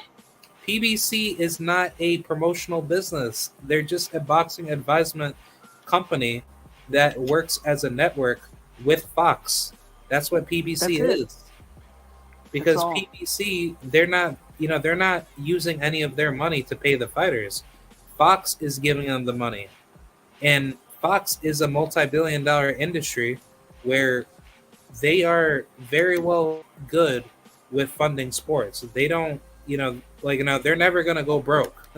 So when people say PBC is broke, they're saying Fox is actually, wasting their own money when clearly they're not because they get all money from all sports. with basketball, football, baseball, Mm-hmm. hockey. Think about that. They're making billions of dollars every single day without you knowing what like how much money that they're making in ad revenue, market share values, investment, sponsorships. Like Fox is absolutely just on fire, with everything that they do. You're right. On free TV. Yeah. I mean, these accountants, these accountants and CPAs from fucking YouTube and Google University, they I just don't understand these people, man. Bud Dick Riders. Yeah, it's just like, bro, like it's either like first of all, like somebody made a good point. Bud's talking about he wants to see the books, the expenses. Like nigga, it's not your money. You ain't taking on your own personal money to fund this fight against Errol. But people rolled with that shit so hard. They're like, oh, he wants transparency. You're guaranteed transparency due to the Ali Act anyway. What do you need to see the books for? To delegate fucking concession stands and all that nonsense? You ain't putting them up. It ain't your money, bro. That was the first sign of the motherfucker ducking. Also, you can't really ask for transparency because it's coming from a public ledger, i.e., PBC working with Fox. So Fox already has public funds being shown to the contract of where the money's coming from. Like when Gary Russell, when he was complaining, like about what the money, not being specified in the contractual obligations between him and Devin Haney. Bill Haney literally came out to show the actual contract. And, this is where, I was, watching, Aki TV's videos on it, and I was watching BFTV's videos on it, but BFTV and Aki TV literally showed just like the physical copy evidence of what the contract said, saying that Devin Haney Promotions, working with DAZN, i.e. Matchroom Boxing, will pay Gary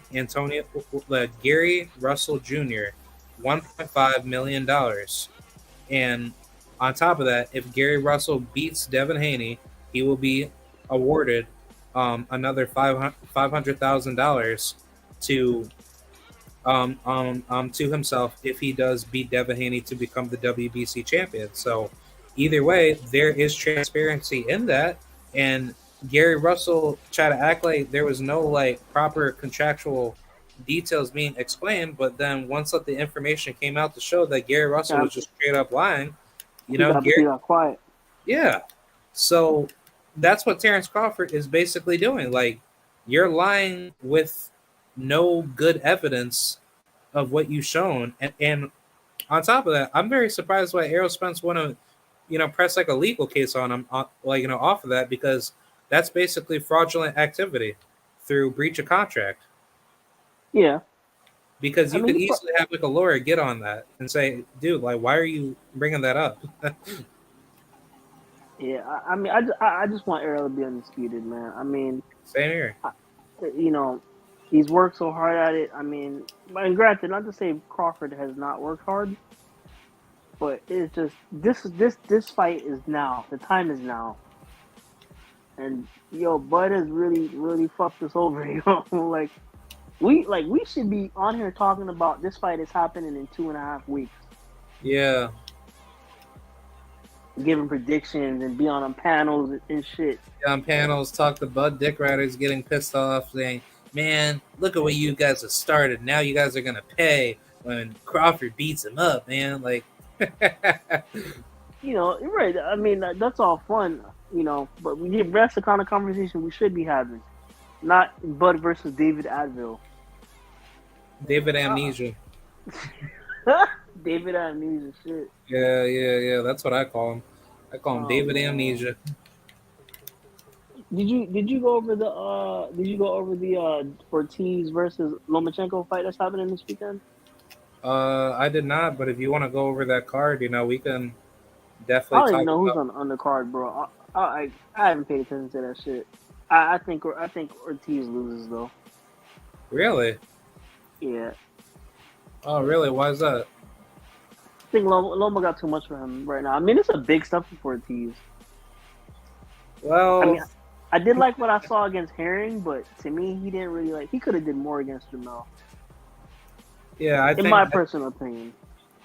I think Ortiz is just trying to like, you know, developmentally take his time with Herring, and then once he got into his groove, he just broke him down to the point where he could have stopped him, but I think he just wanted to just play it safe and just, you know, get the victory. But on top of that, you also have to take into like account that he also had to drain, you know, that weight cut that he had coming into the fight. So That is true. he's a very big lightweight. So I think like the physical sacrifice that he made coming into that fight really slowed him down. But knowing that this isn't for a title eliminator, um, I don't see why this fight can't be fought at like a catch weight because it's like, you know, Lomachenko, he hasn't been in the ring for almost like a year or pretty much like a year per se.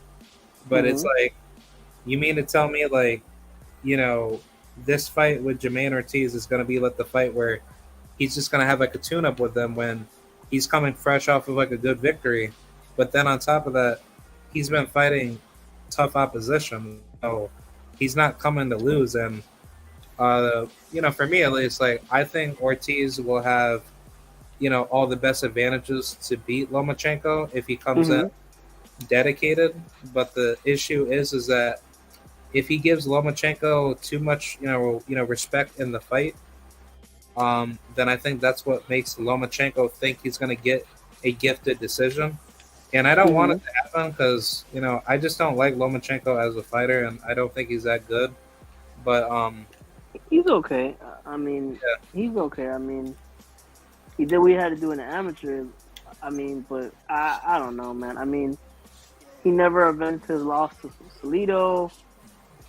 Didn't avenge his loss to Tio. I mean, granted, Tio was not going to give him a rematch. Um, but I mean, if when I lose, if you lose something, you want your get back, bro. That's what to me. That's what a real one's supposed to do. You lose, you want to avenge that L, no matter how many times it takes. Um, yeah, I don't know, but I just think. I mean, we'll see. I mean, I mean, we'll see how the fight plays out. I mean, has Jermaine ever dealt with somebody with the style of Lomachenko? I mean, we do know the key to one of the keys to beating Loma is to keep him on the back foot. But if you let him find his groove, that's the problem. But Loma has been knocked down by people where it's just like, okay, he's yeah. Loma, ran right into shit. yeah. Like I was gonna say, even like, you know, even in the Salido fight, Salido's not known to be like the biggest puncher ever, but he was hurting Lomachenko, you know, numerous times in that fight. And on top of that, with like a technical boxer puncher or boxer volume puncher, I don't think Loma has really ever met like a style like Jermaine. Simply because like most of his fights are usually fights that just go toe to toe, and it's like a rock'em sock'em, you know, robot type of fight. But he Yeah, doesn't really show like like to me at least, Lomachenko does not show any technicality when he goes out and fight. And you know, I'm only saying that because, you know, when I study, you know, all my southpaw fighters, I look at what the technical ability of what southpaws have, and hmm, from what I've seen from Lomachenko's abilities as a, like, you know, as a southpaw, he's not an educated southpaw. He's just a come forward, you know, unfundamentalized southpaw that uses a lot of pressure, and he just tries to look for those big shots to try to get you intimidated to hurt you quicker. And yeah, I don't think that's going to favor him in this fight because Jermaine is a very big person, but on top of that, he's dealt guys like that before, especially, you know, as a southpaw that he's been in there with. But I think if Jermaine, if he also switches it up to southpaw and actually tricks Lomachenko into those traps like he did with Jamel Herring, um, hmm, I think Jermaine's really going to give Lomachenko a very difficult fight where he could very well um, basically frustrate him. And then on top of that, his jab is really good. A lot of people don't yeah, give Jermaine a lot of credit with his jab. His jab is very deadly. It's just that he needs to be more aggressive when he sees a good punch that he lands, and Hmm. don't be like afraid to actually press on Loma. Like that's what a lot of like Lomachenko's opponents don't do. They don't press on Loma, and they don't give Lomachenko, any room to actually think in the fight. Because if you give him time to think, then that's what makes Lomachenko think like, oh well, I'm gonna knock you out because you're so easy to beat. But it's like no, they're just not pressing on Loma, and with Teofimo, with that fight that Loma had with Tio, that's a great example of it. Teofimo didn't respect Lomachenko's power, but he also didn't respect Lomachenko's, ability to give time or for him to have time to think in that fight. Because Right. Lomachenko was so he was so afraid of letting his hands go because Teofimo was pressing on Loma early. But what Teofimo failed to do, he failed to keep that tempo up. The entire portion of those later rounds, and he Hmm. just allowed Lomachenko to think more, and that's what made Lomachenko throw his hands more from the seventh round, leading up to the very end, where he thought he was able to hurt Teofimo, but he like Teofimo just allowed Lomachenko to just basically tee off of him. So You compared, know what? yeah, Oh, I'm sorry. I was You know, just gonna finalize just to say compared to Jermaine Ortiz, I don't see Jermaine letting Loma do that. He understands how Loma fights, and they've sparred each other. But it's like when Jermaine sees those habits that Lomachenko has, I think he's going to hyper capitalize on it, and he's going to give Lomachenko a lot of frustrations, leading to his success of actually outclassing him. he's gonna have to, because he's got to pressure Loma. I think that is the way to beat him. You can't give him room. You can't give him space. You can't allow him time to think. Um, if you do those things, then you put yourself at a disadvantage. But if you can smother him and pressure him intelligently, you know, you can beat him. I just wonder if the step up is too much, but we'll see. I mean, I would like some new blood, like you know, in this division, like, because here's the thing, like Loma, is he a good fighter? Yes. Is he this outstanding God's gift to earth fighter, greater than Ali and all this other bullshit? No. You know, and now he's talking about, oh, he needs a fight with Haney. Why the fuck do you need a fight with Haney when Haney was your mandatory? You called your buddy Mauricio Suleiman on the phone, begged for a franchise belt. You got that, and you dropped the actual WBC strap. So now all of a sudden, since you're beltless, now you want Haney to give you a fight? Fuck no. Haney don't owe you shit. Yeah. Haney Devin, don't Devin, owe him nothing. yeah, Devin should just move up to 140. Um, I agree. I don't want to see him, fight Lomachenko. That's just a waste of time, and he should Hmm. just say, f you to Loma and just fight some bum for, like a tune-up at 140, and then once 140 is wide open to get a belt, then you just get it. Like I don't see what's up the problem with that. Like obviously Lomachenko weirdo fans will say, "Oh, well, nah, Lomachenko need, he should be obligated to fight Lomachenko. Lomachenko deserves that Devin Haney fight when he did he never did any work to be put in to earn that spot, and Right. now it's like people want to whitewash it to act like Lomachenko's entitled to the fight when you didn't do anything to get the fight. And on top of that, you're basically being disrespectful to Devin because you didn't give him his opportunity when he wanted to beat you up and Hmm. take you out of the picture. So you blatantly ducked him, but for some odd reason, people will say this is like a duck because Devin doesn't want to fight Lomachenko, the same guy that didn't give him the opportunity, compared Yeah. to Keith Thurman doing the same thing to Errol Spence. So, yeah, if I'm Devin Haney, fuck Lomachenko, move up to 140. If you want my belts, you gotta go back, go to the back of the line and beat up on everybody else that wants those titles. It's like, Exactly. yeah, but it's That's the way always it should work. that's why they that's why that I hate Lomachenko. for that manner because it's like people dick ride this man as if he's like the ultimate badass. We know Like, why. yeah, he's a piece We of know shit what it hype is. job. That's what he is. You know, he's a politicized puppet. But like, I just don't understand how Top Rank puts all this money into this guy. He can't sell out like a whole fucking bar room, and on top of that, his only best venues is out here in America. He like he can't sell out in Europe. He can't do any of that. He's not a global figure. He doesn't No. have any, breathing room as far as marketability.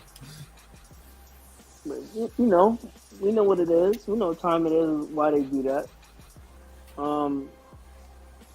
Man.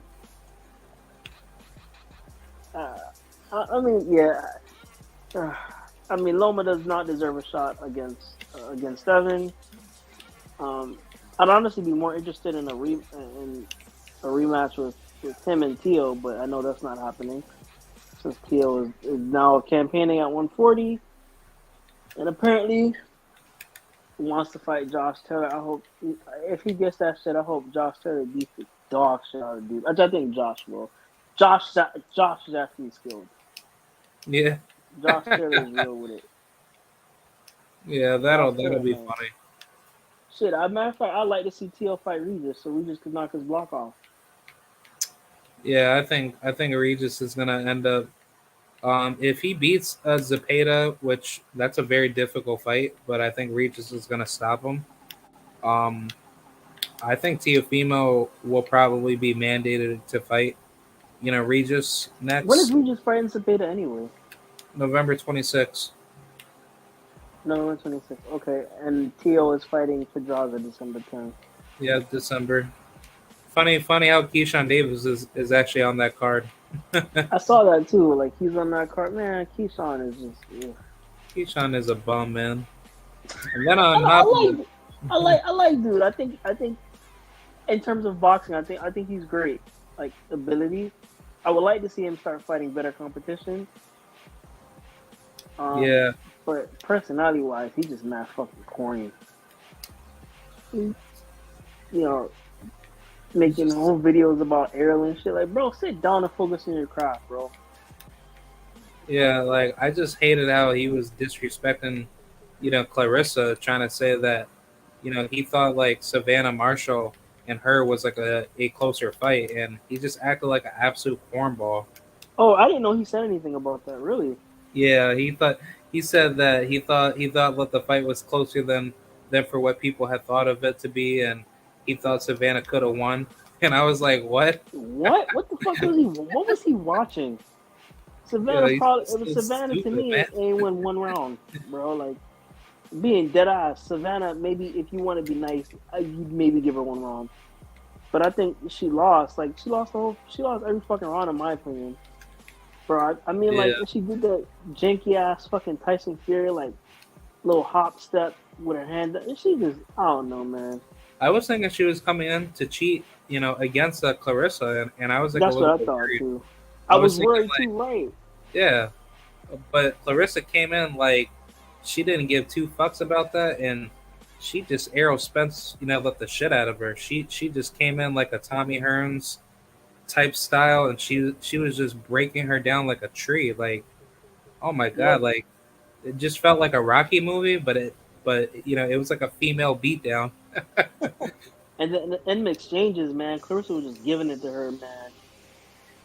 And before Marshall could get two shots off, she was already out the way and had hit Marshall like so many times. I mean, it was beautiful. If that was a 3-minute 12-rounder, she would have been stopped. I think so too. That's why so many people be like arguing, like against that premise to say, oh well, women can't do 3-minute 12-rounders. Yeah, they can. No, they can do it. It's just that the majority of idiots that think women can't go that that amount of punishment are the ones that don't want to see them get knocked out. And they just make excuses to say, well, Clarissa, she can't, like she can possibly do it, but it's like, we need to have like a double standard when it comes to women that can't do well with stamina and actually learn how to endure. because they're so used to fighting 2-minute fights. But it's like you're Clarissa a can definitely professional do it. fighter. Like, Exactly. yeah. So I you think can't make any you're right. excuse. I think it had been 12 3-minute rounds, she would have stopped Marshall. Same thing with like Amanda Serrano beating up Katie Taylor.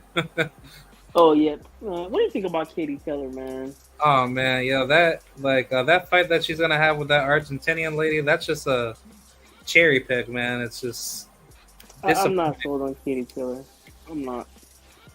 When I was there at the Amanda Serrano fight on my birthday, I had so many Irish people come up to me to say, "Bruh, like I actually thought Katie lost," and a lot of people thought she lost, and they were trying to act like as if Katie, could have had like a chance of winning. Like some people thought she did win, but but the mass majority of people that were talking to me at the fight, they really thought she lost. And I was like, "Oh, really?"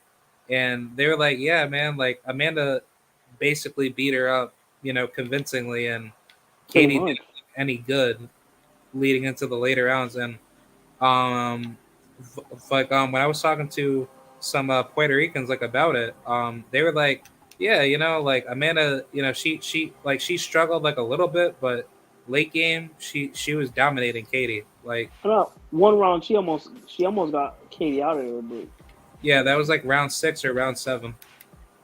yeah, that's what they need to move women's boxing to 3-minute rounds, man. Yeah, the 2-minute rounds are just boring at this point. They need to, because it's like but the 3 minutes makes such a big difference, especially with 12 rounders in it.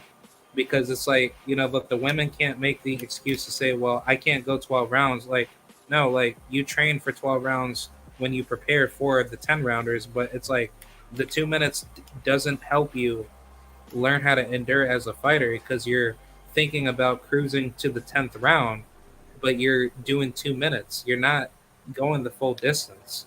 But on top of that, you're not taking as much punishment in a 2-minute fight versus in in a 3-minute fight.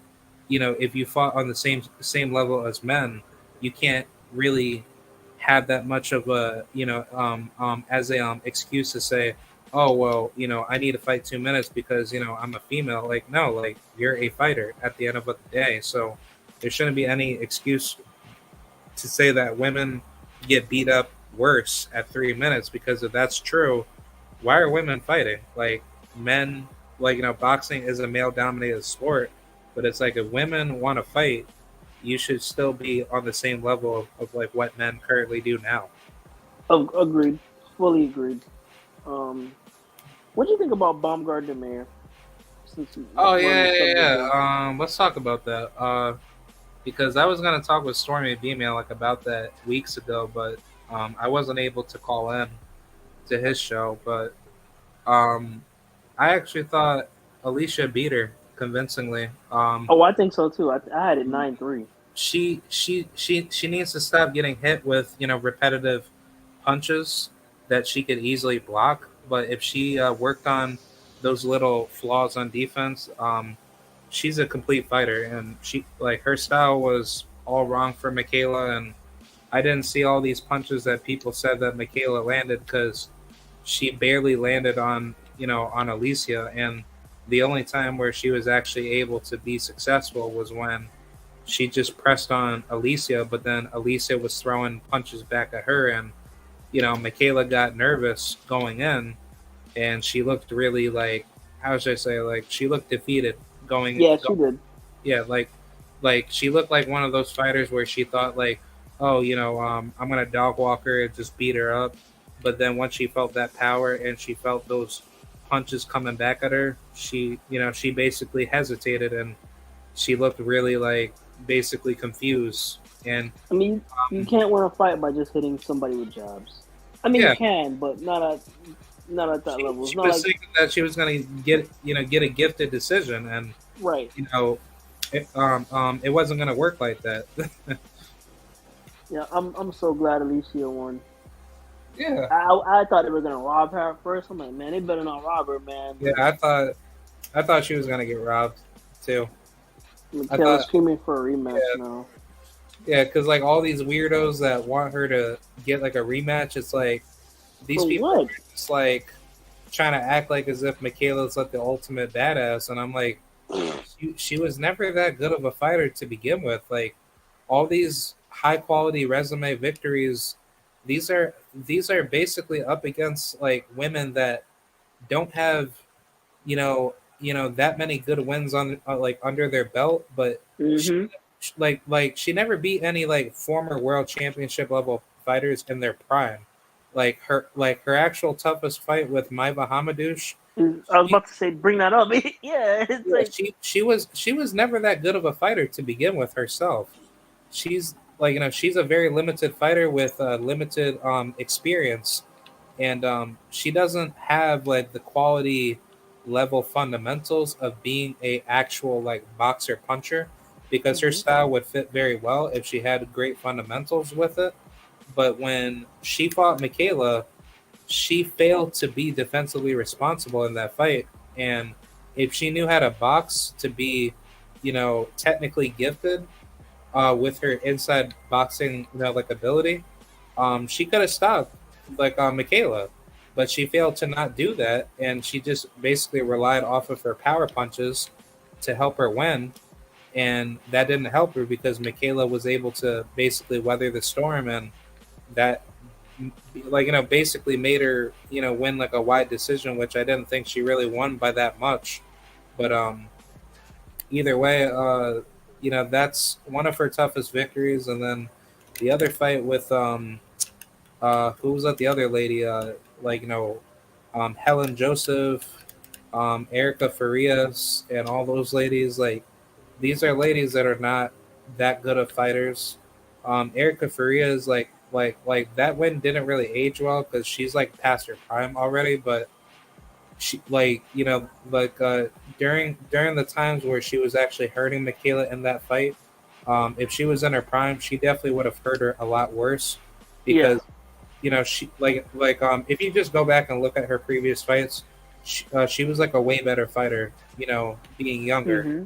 But it's like knowing that she was like 36 years old heading into that fight, she wasn't looking any better. So, I didn't count that victory to be a certified because that's like saying like Crawford beat Sean Porter, but he didn't beat like a prime Sean Porter. So either way, that principle still like applied with with Michaela.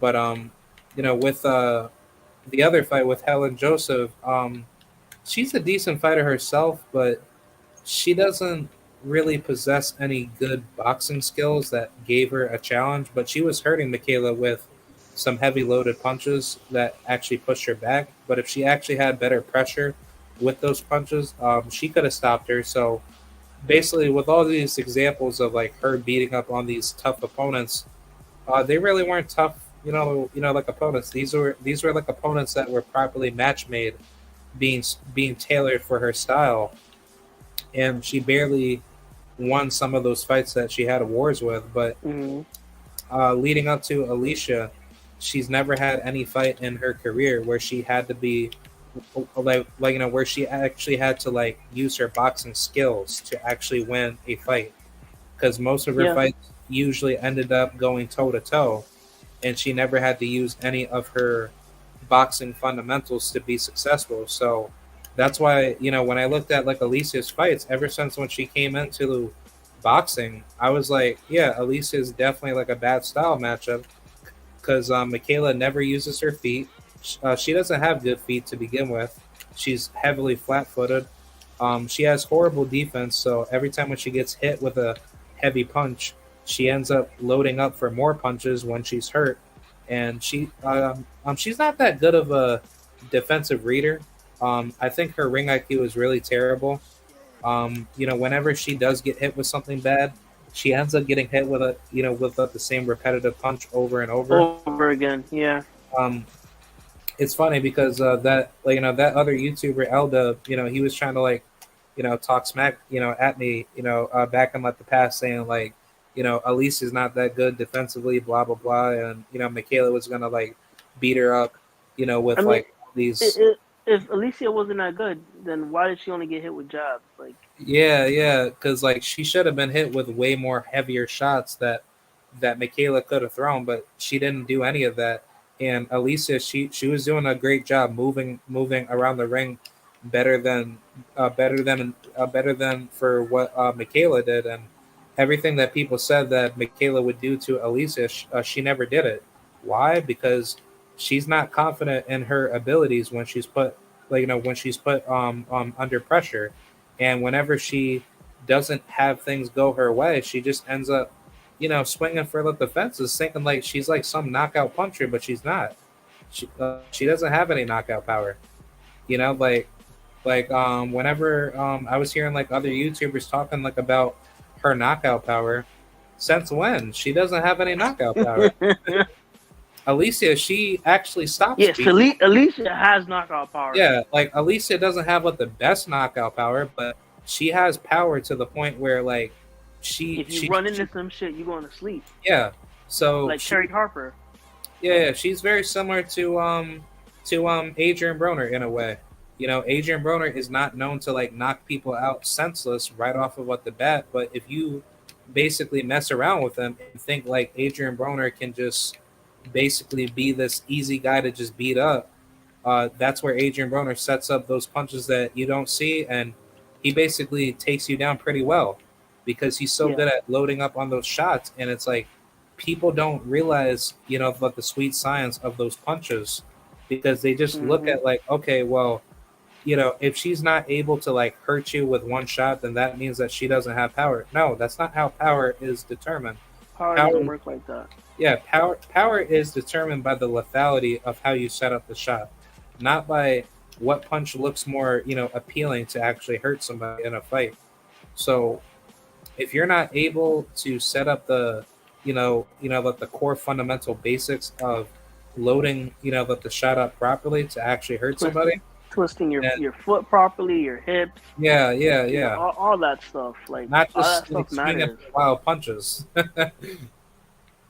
But that's how people measure power. They measure power based off of like, oh well, if you land that one good punch, that's how power is measured, and that's not true. Because Gervonta Tank Davis, he doesn't do that. Nope. Yeah, Boots. Who else? Deontay Wilder. Like, they all work in a very fundamental fashion to land their shots, and it's not easy for them to do that. They have to be absolutely precise. Even with Errol Spence, he doesn't even look for knockouts.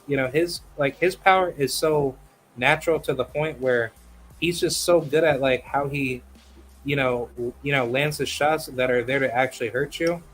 And then once he hurts you, it's basically game over. He ends up crushing you, as as those punches, start to hurt more. Yeah, I mean, some guys, once they have you hurt, like, they don't let up. Like, you're not supposed to. Like, I'm of the belief that if you have somebody hurt, stay on them until you get them out of there. You don't want to be in there longer than you have to because you don't know. Yeah. But it's like for women, people have like a weird double standard to think like, well, if you're landing more punches to hurt somebody, then that means you got power over them. And that's not true, because it's like, like the women that actually do have power, they don't land that many good heavy loaded shots. Like I'll even use like another good example, like Jessica McCaskill. Like everyone says that she got all this power, but her power is really non-existent when she lands like the first shot. Her power only kicks in when she lands like an accumulation of volume punches. So that's where she's only successful to get her power shots going. But once you tire her out and actually make her go to deep waters, I guarantee you her power is non-existent, because that power doesn't carry heading into like the late game. Yeah, but when you're tired though, your power just like, when you're tired, you can't draw from your core and your legs. Like, it is difficult to sustain that power, and I think that's with anyone. Yeah. I mean, it doesn't mean that your power is gone. Your power is still there. It's still there, but it's hard. I guess what I'm trying to say is it's harder to utilize and generate it, if that makes sense. Yeah, because like you still need to have stamina built up in the shot for you to actually hurt somebody. So like you can't just walk right into all these punches and be dead tired throwing punches back. You actually gotta like conserve your stamina and actually be smart with like what you throw. True. Hey, are you familiar? I got a question. Are you familiar with Sana Abeko? He Wasn't just he fought. that He just fought like on Showtime, I think. wasn't he that African guy that just beat Isaiah Steen the other day? Yeah, I believe he just beat Isaiah Steen. It was on Yeah, Showtime. yeah. Like I I just got saw him him on like, Facebook. recently. Huh? Yeah. Like that was like the African dude that beat Isaiah, right? Yeah, he just called out Caleb. Caleb Plant. Yeah, Oh he's man. he's like, oh, there's history there, and he said something so weird. He was like, and I said to him on Facebook because we're friends. I said, bro, I don't know about right now. Caleb right now is a different animal. Caleb will destroy him. He's like, well, he's like, well, he needs to prove it to me in the ring. And I'm like, I kind of wanted to respond it, and this kind of ties back to fighters like, you know, not being like feel like they're owed something. And I wanted to respond to him and say, how can you say that Caleb is a former world champion who fought for undisputed, just now coming off of the best KO win of his career, and who are you again? But you expect to fight him? You want Caleb to prove something to you? I mean, It's why the other not way fight around. David Morrell? Like, he would like he was supposed to fight David Morrell technically, Man, Monroe kill this dude, but bro. it's He like killed Cena. I didn't see him win against Isaiah Steen. I thought Isaiah was outboxing him and just outclassing him, and I was Eh, thinking like, okay, like Ibeka was gonna lose this fight because he didn't look like he was actually winning any rounds. Like I only gave him like maybe 2 rounds or 3 rounds out of that 10 rounder, but when I heard of those scorecards, I was like, what were those judges seeing? Because he's not that good of a boxer. He just tries to come in with that big shot and thinking like he could just hurt somebody and just try to use his power punching to be successful. But that wasn't really to be the case. Like Isaiah Steen took away what he was good at, and he just outclassed him so bad. and apparently, that's why he thinks Caleb needs to prove something to him. Like, what Yeah, the fuck is wrong with some of these people, yo? Like, because I they're just left it alone after that, bro. I was like, ain't no way. I ain't gonna even fucking argue with this dude, bro. I'm not gonna waste my fucking time typing in this man talking about. Like, I really was gonna tell this dude, what the fuck have you done? You're 27-2, and you're saying Caleb needs to prove something to you. Like, we call this man Caleb Kruger now after the way he buried Darrell. The man was a former champion fighting for undisputed, bro. And you're saying he needs to prove something to you? Like, where do you get off? Like, bro, like, where do you get off saying that kind of nonsense? he's gonna go from Kruger to fucking Michael Myers. Yeah, bro. I mean, like, He's gonna go from Michael Myers all the way to Aaron Black from Mortal Kombat, and then he's gonna evolve to basically like Quan Chi. Quan Chi and shit. Caleb Quan Chi out here Yeah, taking some. Caleb Quan Chi. He's gonna be like, okay, like all you guys want the smoke. Okay, come after me. And then once he shows you something that you're not so keen of, then everyone's gonna be like, wow, this guy is so good. But everybody thought that this man was gonna look like crap because Canelo whipped him, but he didn't really whip him. He just Yeah, beat he him. didn't whip him. Right? He just, yeah, right. Like, Yeah, I okay. had Caleb up. I had Yeah. Caleb up the whole fight. He got I literally tired and got caught. I literally told Ricky that don't be surprised if Caleb looks any better from the Canelo loss, and then if he looks better, then I got him over David Benavidez because Benavidez Yes. he's never been in there with a guy like Caleb. You've never No. seen a fight where somebody does that type of work in front of you, but on top of that, they outbox you while they're hurting you. That's Yes. something that Benavidez hasn't been in. And the only fight where he's actually been forced to box with somebody was with I probably say Anthony Durrell, but he was getting outclassed. So with Caleb, imagine that with somebody that could use those boxing high level ring IQ fundamentals against you. you don't have that type of like defensive output to actually limit what Caleb is good at doing because No, you've never been in there with him. But right. the I mean, David is a volume puncher, and he's strong, and he's big. He's very yeah, big. But can he consistently trap Caleb? Because Caleb will box his ears off, move yeah, around. Now he's improved his power and his punch technique. I like him with yeah, Breadman a lot. he has power. Caleb wasn't sitting down. That's the problem. And Right. like we said about power, you need to set up the shot, precisely to get a good shot. Otherwise, if you're just throwing wild punches like some of these weird low level fighters do, that's what gets you knocked out because you're not setting up the shot, precisely. But with Caleb's case, he wasn't being confident in just sitting down off of his jab because if he did that to Canelo would have been hurt real bad. And he actually had Canelo hurt multiple times, but he didn't realize it because Right. He didn't realize it. Canelo was feeling those punches lean in to him when Caleb was heading forward into those, straight, those straight right jabs and those left hook counters. So if Caleb did that more often in the fight and he actually crushed Canelo with those, heavy loaded shots, but he actually countered it, with like a good right, uppercut or at least like a hook, he would have definitely stopped Canelo, or he would have backed Canelo up a lot more. Where everyone was saying, "Oh, Canelo was dog walking Caleb," when clearly that wasn't to be the case. Like when I was talking with Knockout Boxing '86 TV about that months back, he was trying to say he was saying that Caleb Plant was getting dog walked by Canelo, and Canelo. Nah, he wasn't getting dog walked. And he I was was trying to set traps for Canelo. Yeah. He was trying to make Canelo tire himself out. Yeah, I was literally saying, what fight were you watching to make you think Canelo was dog walking Caleb? And he was trying to say, oh, Caleb got tired, and it's like, you don't think Canelo got tired and he got hurt from those punches? Canelo always getting tired.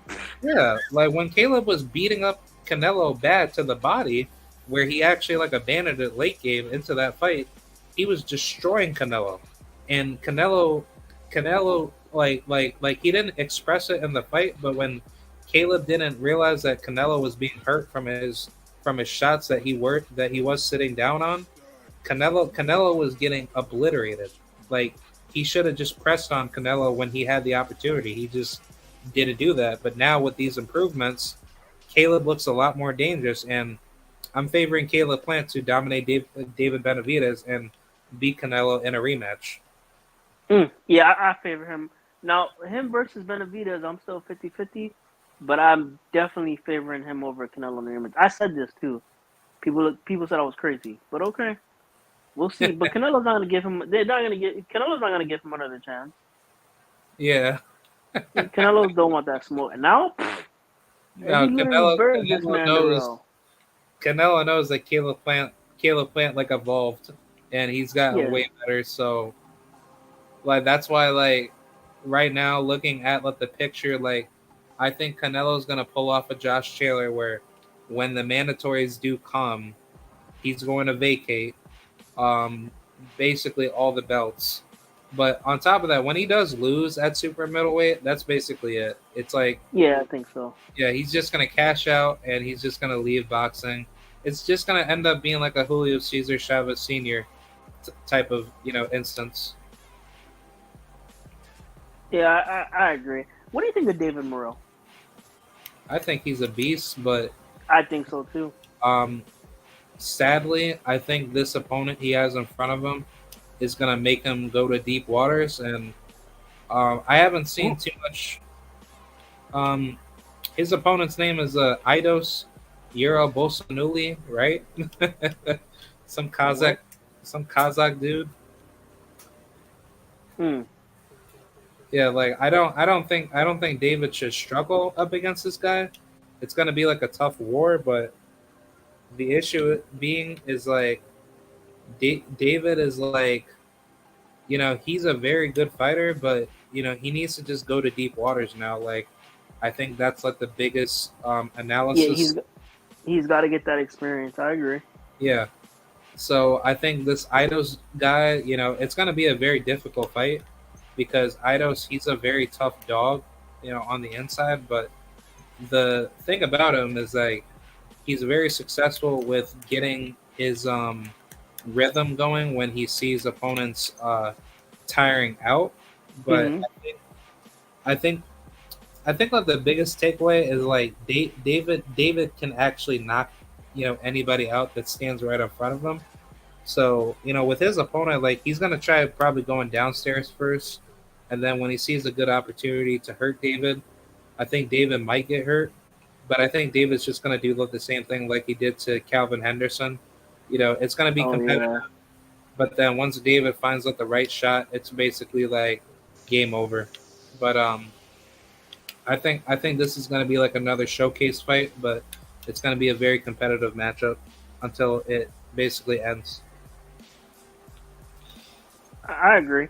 What do you think of David versus well, David versus David? Yeah. Well, for the battle of Davids, I think The the Battle of Davids. They should I just think call that shit that. yeah, I think David Benavidez would stop him. I don't. You think he stops Morrell? Maybe I'm not too I, sure because I gotta Dave see more Morrell before I can make yeah that assessment.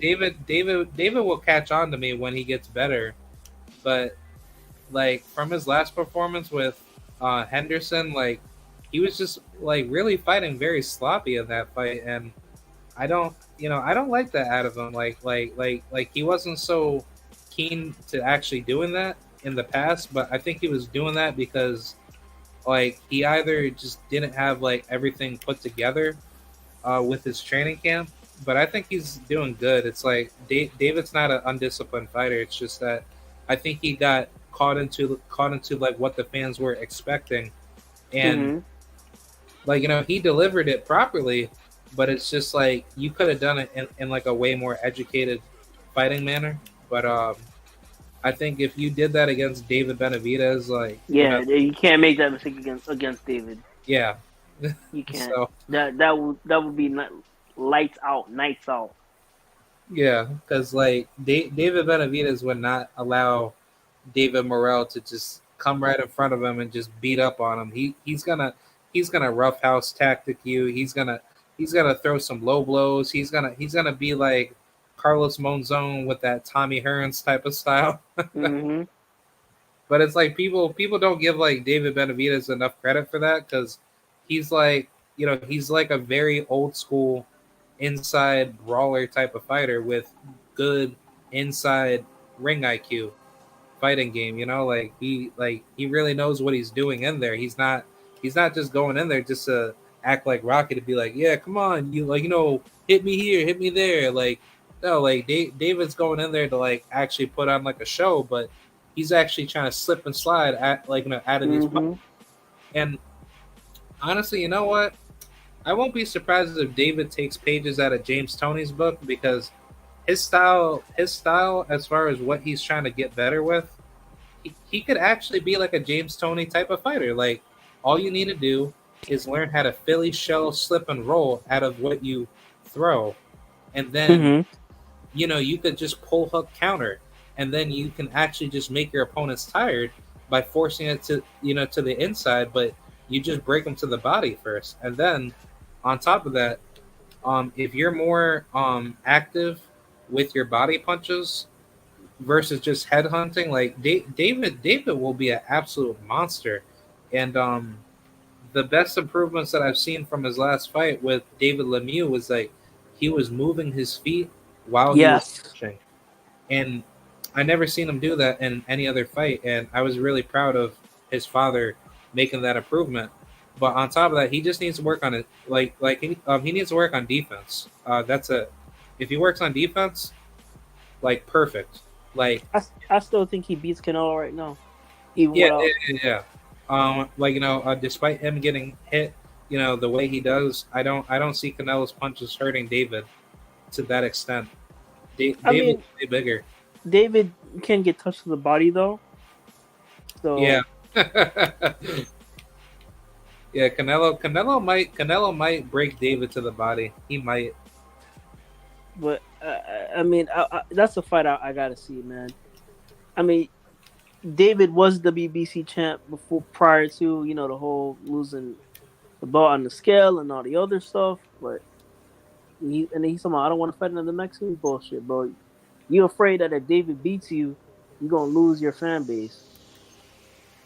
Yeah, and Canelo is just showing that he And doesn't Canelo's care about gassing. his fans. And what gets me really like pissed off is like a lot of Canelo's fans, a good portion of them, they're not even like Mexican fans from Mexico. Like his fan base is Mexican Americans, and if you guys don't understand what the whole mantra behind it, like Mexican Americans are the ones that will dick ride a Mexican fighter, but Mm-hmm. if they're blood from Mexico, if their fan base from Mexico doesn't respect them as a fighter, then that means that they were never a good fighter to begin with. Like, Agreed. you know, I had a girlfriend who was Mexican American, bro, and like, bro, like her whole family, the moment they heard of Canelo, they're like, "Oh, he's gonna beat Floyd. He's gonna do this." I'm like, "What?" Like, you realize Floyd's gonna beat the shit out of this dude, right? oh yeah, But it was just, I was just like, man, I can't talk boxing with these niggas, man. Like, but it just to exemplify your point though, like they really are like, when you find out he's from Mexico, they just dick right. yeah. But the thing is like, Canelo fans were always, how should I say, they were always manufactured to be Floyd Mayweather haters because Mm-hmm. they're not boxing fans. Like, whenever I talk about any other Mexican fighter that I actually do like today, like I'll use like some of what the female fighters like.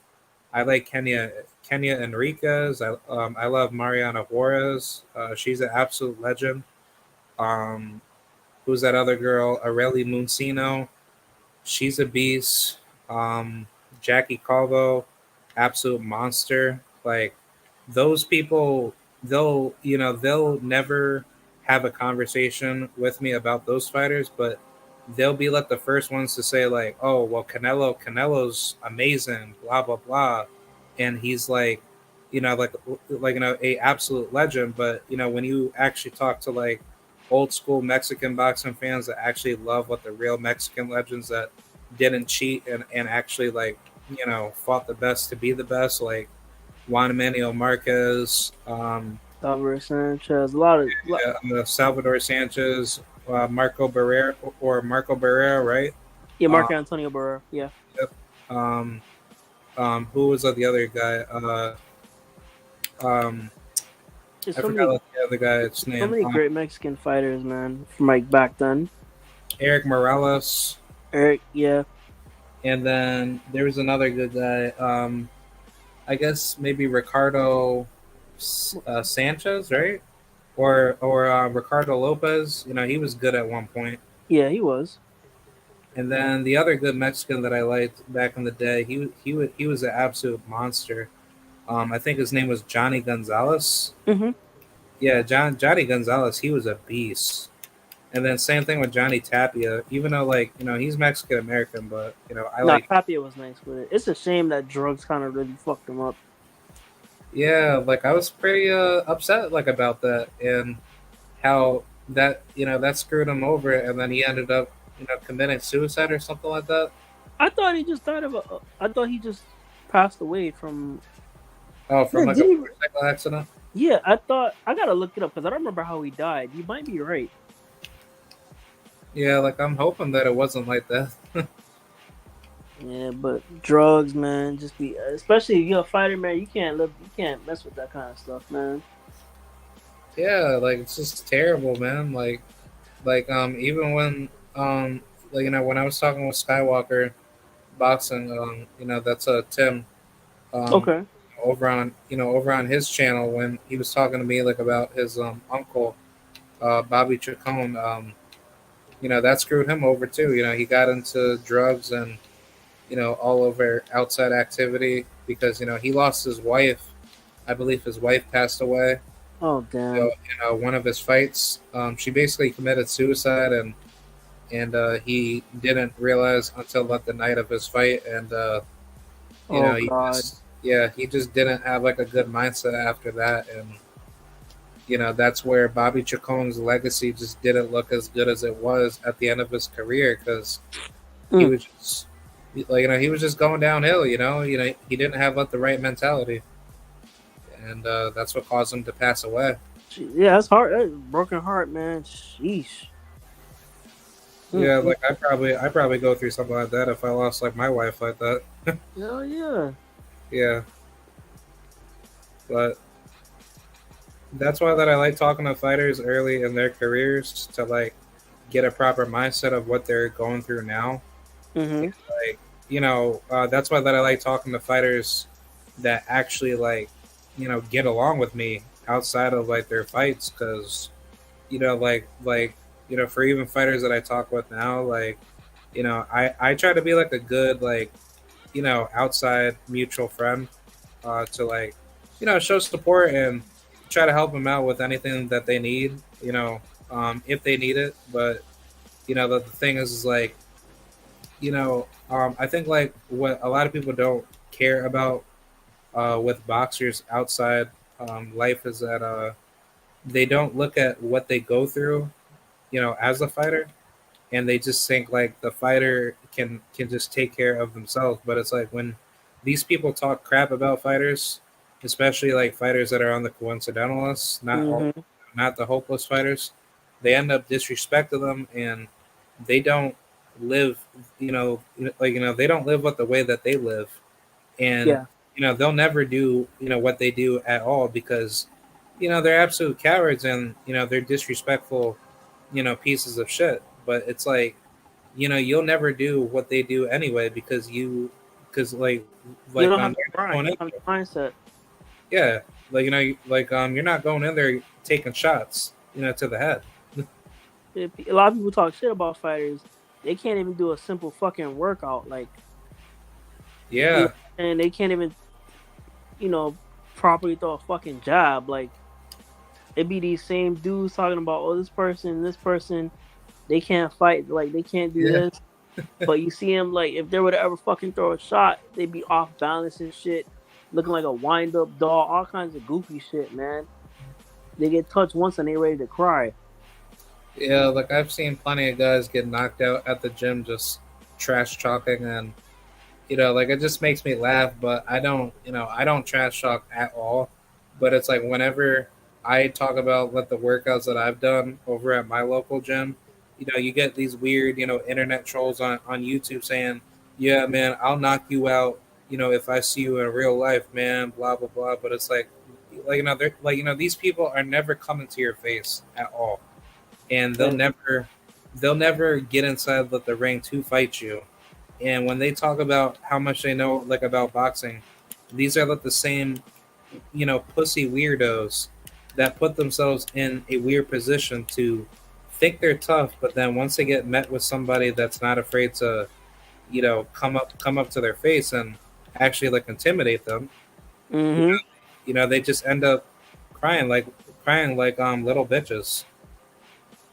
So I've heard so many stories from man from people in gyms, like a lot of people who are just talking shit and just it never ends well for them.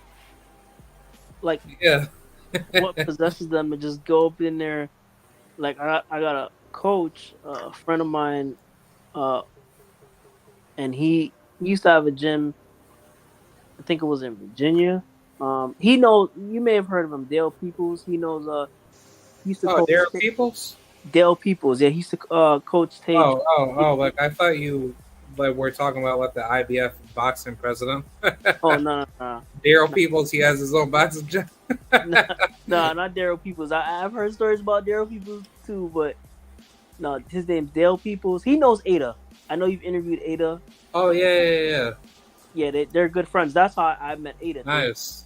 Because he recommended me to go to her gym since he left Florida, and he Oh tells me wow. stories about dudes who like when he used to own gyms, like they would just just go up in there and talk nonsense, and they would really try to like do shit in the ring, like when sparring, like so they big and bad.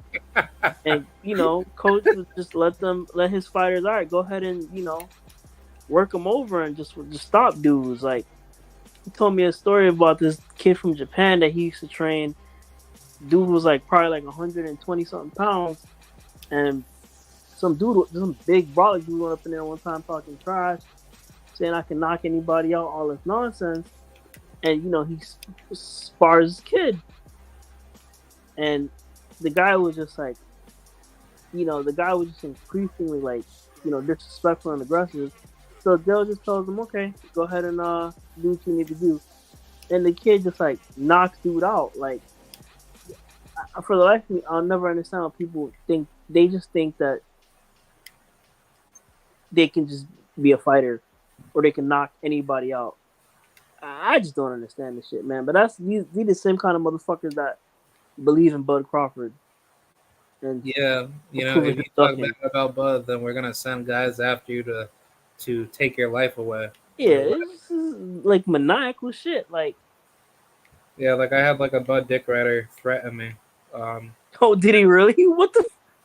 Yeah. Like I could tell you through DMs after the lab's over, but I'm pretty sure you know who he is on YouTube. He's a piece of shit. But I'm wondering, is it World Combat Sport? No. But I'll DM it. DM me. Yeah. Yeah. Like, it's just mad funny because he literally like exposed himself making like a public threat on another person's channel, and I was just like, yeah, like if you know who he is, then DM me anyway. I think I may have an idea. His channel starts with an R, I think. Yeah, he's just a piece of shit. I would just straight up hurt him in sight, but yeah, it's like DM me. I think I know who it is, but DM me anyway because I don't want to be wrong. Yeah. I don't want to be wrong. I was gonna say like about Ada. Could you tell her that I said hi? Like, yeah. Next time I talk to her, I haven't spoken to her in a while, but next time I talk to her, I will definitely tell her you said hi. How's everything with her? How's everything with like her gym and everything? I haven't been there in quite a while. I guess it's going good. Last time I was there, it was pretty good. I haven't heard much of like her guys like doing any like new sparring or going to any of the gyms or any of their fights or anything. I know Rosa is still trying to get a fight, but we haven't heard anything about that all now. Yeah, like Rosalinda Rodriguez. Yeah, we just I don't know what's going on with her getting a fight. It's been months, and the last I heard, they sent her a contract, and then they rescinded, and it's just, Rosa's good. She's real good. Man, I want to see her beat up on Jamie Mitchell, man. But these people, they won't give her a fight, man. I mean, what can you do? And yeah, I'm waiting up on Zarina McCoy to come on to my channel so she can tell me about the Jamie Mitchell situation. But when I'm gonna ask her, whenever I do talk with her, I'm gonna try to see like if she's planning on moving back down the bantamweight. I think her and Rosalinda Rodriguez would be a very good fight to make for the future. I'd be down to watch it, man. Yeah, because Zarina, she's a dog, and Rose, she's a dog too. But I seen her at gym working, man. She's awesome. I love Rose, greatest woman ever. And she's dope, man. Everybody like she's so pleasant, bro. Like she's super down to earth, man. Like. Yeah. People just need to give her a fucking fight. So she's basically being avoided while she's trying to get all the fights that she's being avoided. That's literally what it is. Yeah, that's just terrible because it's like I literally was like talking with her in the past and she said that she was considering about just quitting boxing and just moving on, but no, she got a strap, bro. I mean, like she got a belt. I mean, oh really? Like what belt does she have? I don't remember. I don't remember. Is it IBO? I don't remember. I gotta look. I know she's got from what I understand, she's got a strap. But I mean, boxing is just like I love boxing, but as Drew says, the business of boxing, on the other hand, is just very it's terrible. It sucks, man. I think we need we can have our sanctioning bodies, but I think we need one overarching body. Yeah, like I'm not like UFC.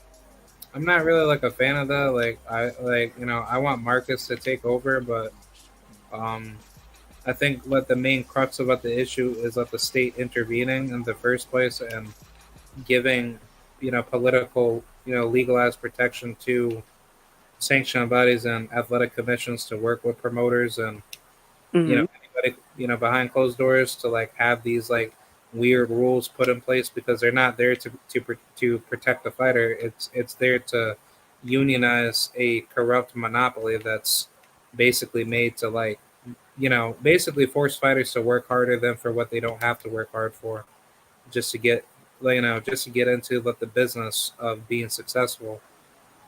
But on top of that, if markets were able to like have the financial liberty to like produce everything that we want out of like a fight being made, then it shouldn't be that difficult to marketize about the sport, because all you need to do is just have a good marketized matchmaking system where it's not about the belts, it's just about giving the fighters up the money and making sure everybody fights the best opposition. And um like I said with combat toolbag in the past, I think boxing needs to have more of a marketized tournaments, kind of similar to like The Super Six. yeah, something like that. I wish it was like set up like Tekken, where like it's like a King of the Iron Fist tournament, but Yep. it's like all the fighters worldwide, like they can lock into the tournament to be notified as like one of the best fighters worldwide, and the winner of those tournaments can elevate to being a like world championship level fighter, and get sanctioned bodies out of it. But if it was like all just high roller, difficult level tournament level, you know, like I guess like competitions, I think that would be awesome to see, because that means like every single weekend there's always big fights happening. So you can't make any excuses to say boxing isn't doing well. Boxing would be on a constant rise where you just see great fights back and forth, and all the competitions would be done in such a competitive manner where everyone benefits and everyone makes a crap load of money, because you're being forced to fight all the best opposition, regardless of like who wants to duck who, because you can't do that if you want to be at at the very top. Like this is like all theoretical out of like what I believe, but Hmm. yeah, that's pretty much how I would like to see that be implemented into the system. I dig it, and I mean we need more stuff like that. Like Shakur had an idea too, like a Super Six almost. Him, Yeah, Tank, Devin, Loma. Loma, you Um, know, we need more shit like that in boxing. Honestly, we yeah, honestly like I do. think Well, you I see think Devin like at we the should top because definitely. he's undisputed. If that were to happen, you know. I think like we should make like a like a political campaign to like have like tournaments like that come back. No, I I agree. think that'd be a good project to start up. Just get I, like a whole bunch of people. yeah, and champions are obviously seated. Like, or if you're undisputed, obviously Yeah. the man at the top. I mean, forget it. Like, you don't gotta Well, I participate. think You fight the winner of the tournament. yeah, because I find it weird how in college sports, like that every single team is seeded at the very beginning of the season, right? For like Hmm. basketball, football, but these sports are like set up to the level of which, like, granted, minus like the state intervention that makes it harder for like schools to actually like have better competition and actually get give their athletes like the best resources to be prepared against tougher schools. But if but in all retrospect, their model is such a good marketized model to have their athletes face against tough teams back and forth, because that's what makes them better if they're getting these high quality wins against heavily favored schools that they go up against. And the more they keep on doing that, the better their marketability as a school stays. Because for instance, like I'll use like schools that upset a big gigantic schools, right? Mm-hmm. Especially in college basketball. Like I'll use Florida Gulf Coast. Like when they were on the rise and they were upsetting schools back and forth, look at where they are now. Like their teams are getting better, but slowly but surely, like you're gonna start seeing their name pop up more because more players are now taking like a risk of going out to that school to get their name out there, because that means more playing time for the players. That means more competition being sent out to those schools. But on top of that, you put your name out there as a marketable asset to be notified as a potential scout, or like rookie scout to be drafted into the pros potentially. But if boxing had it set up like that, where everyone was put into like periodically timed tournaments where fighters can voluntarily agree to be in there or be in them with big money involved, like that would be awesome. Like you would have like constant battles of just like you know top level fighters coming from like all over the world, and it would just be awesome. Like it would it would basically look like a March Madness type of tournament, in my eyes. I think we again. I think we need. I think boxing kind of needs that, man. Yeah.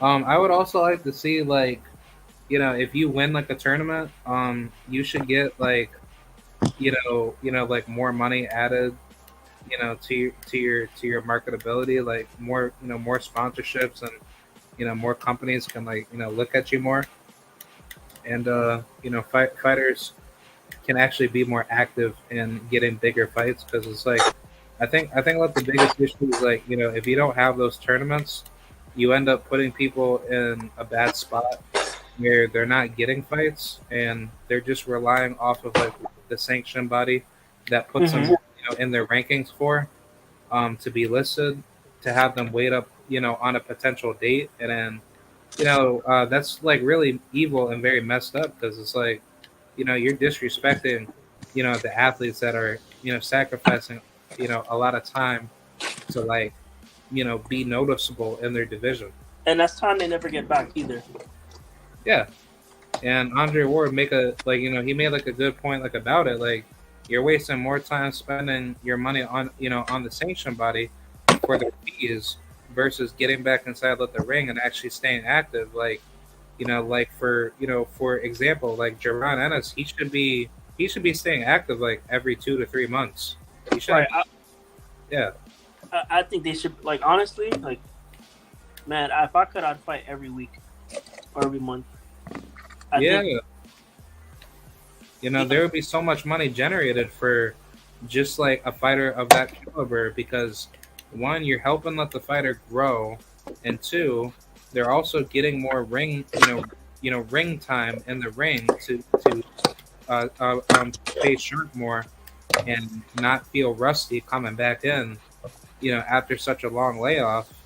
And then you're also just giving them more experience with like all the top notch opposition. So them layoffs hurt, man. Like when you out of that inactivity, man, that shit really sucks. Like,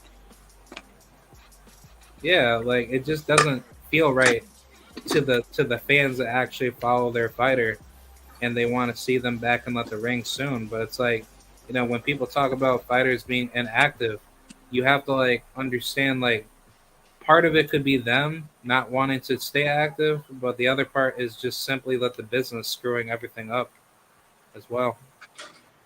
it's the business of boxing, man. Unfortunately.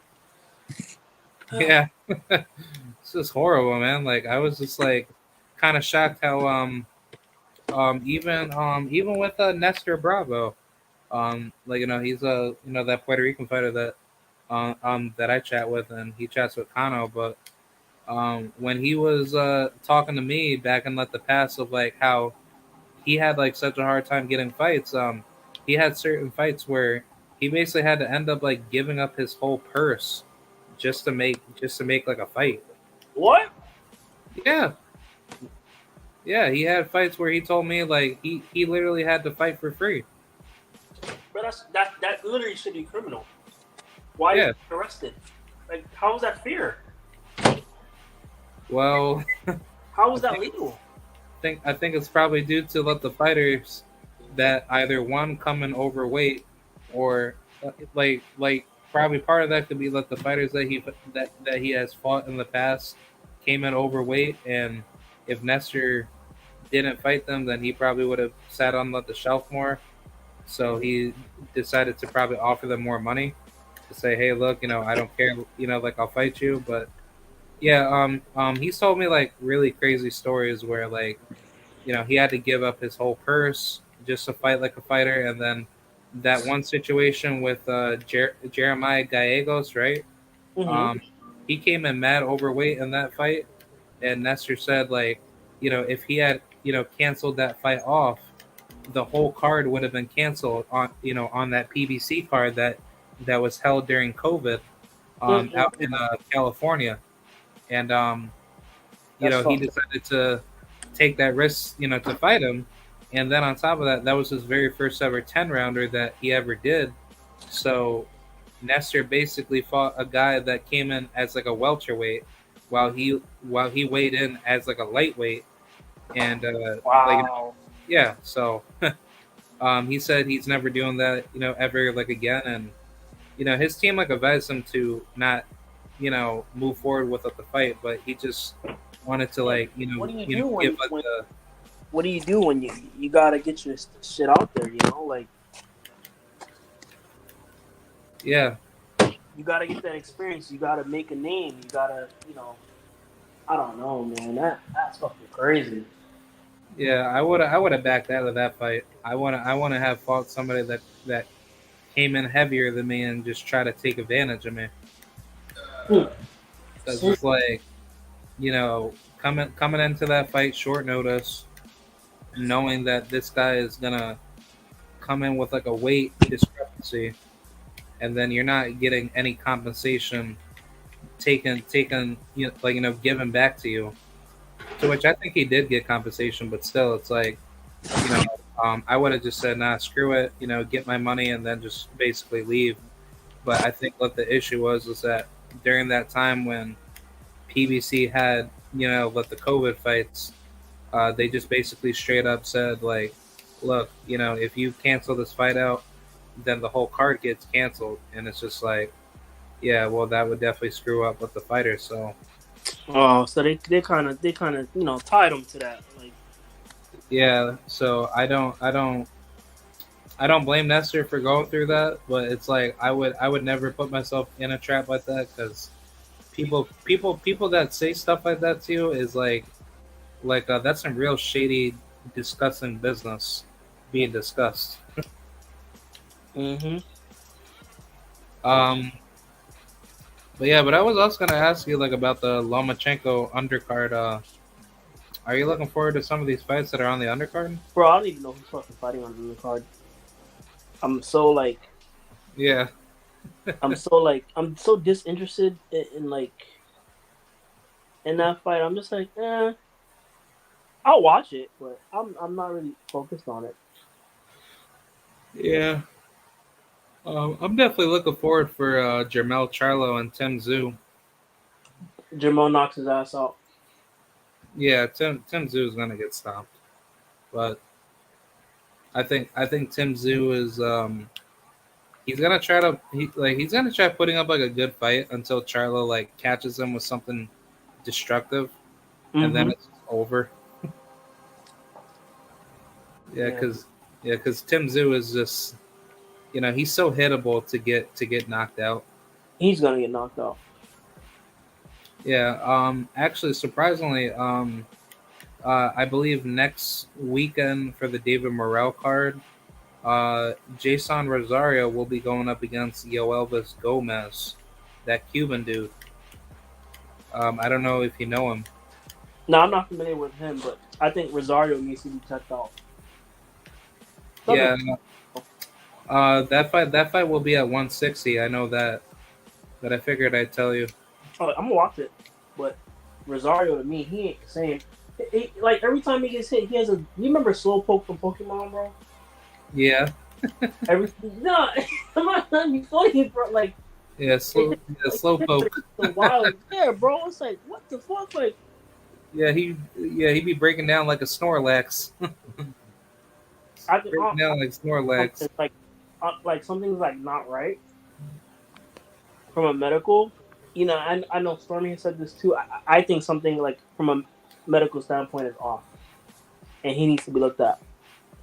Yeah, because honestly, like similar to Abraham Nova, when I talked with Abraham Nova like about the whole Rabasi Ramirez situation, Mm-hmm. he basically told me about the same thing, similar to like what Jason is going through right now. Well, I mean, right now, like he probably looks way better at middleweight rather than 54, because he's not like a natural 54 guy. He's way bigger than a super welterweight, but like with Nova's case, like he obviously looked like he was more vulnerable at featherweight compared to super featherweight, and for all that weight that he's walking like around, like he looks way bigger than like your average 130 pounder. So it's like all that weight that Jason Rosario had to cut down just to get down to 54. I think that's all that muscle that's being destroyed on top of body fat that's Ah. already been burned. So he's already destroying a lot of his nutrients that's necessary for him to be successful in his fights. So he's not cutting weight properly, and he's just trying to keep himself at a weight class that he's basically outgrown, to the point where he can't really keep himself disciplined to like actually keep that weight off of him, because his body is just naturally bigger, and there's nothing wrong with that. It's just move up in weight, Mm-hmm. get up to the bigger weight classes, because that's why, like, for me at least, I'm definitely for consolidating weight classes in boxing, but it's like this is like a clear case of like why weight classes need to be consolidated, because Jason Rosario should never go through that. Like, I think boxing definitely needs like weight certification checks where your weight gets measured by how much you can cut, and you should get Mm-hmm. periodically tested for that. Where, like, if you're not able to make that weight class anymore, then that should prohibit you, Yeah. like, for you getting into that weight class, because on a medical standard, you're also you're putting yourself in bigger danger to get potentially killed doing that. Like look at So the way look at the way Devin looked at the weigh-in versus Cambosis. yeah, Bro, that was scary. yeah, That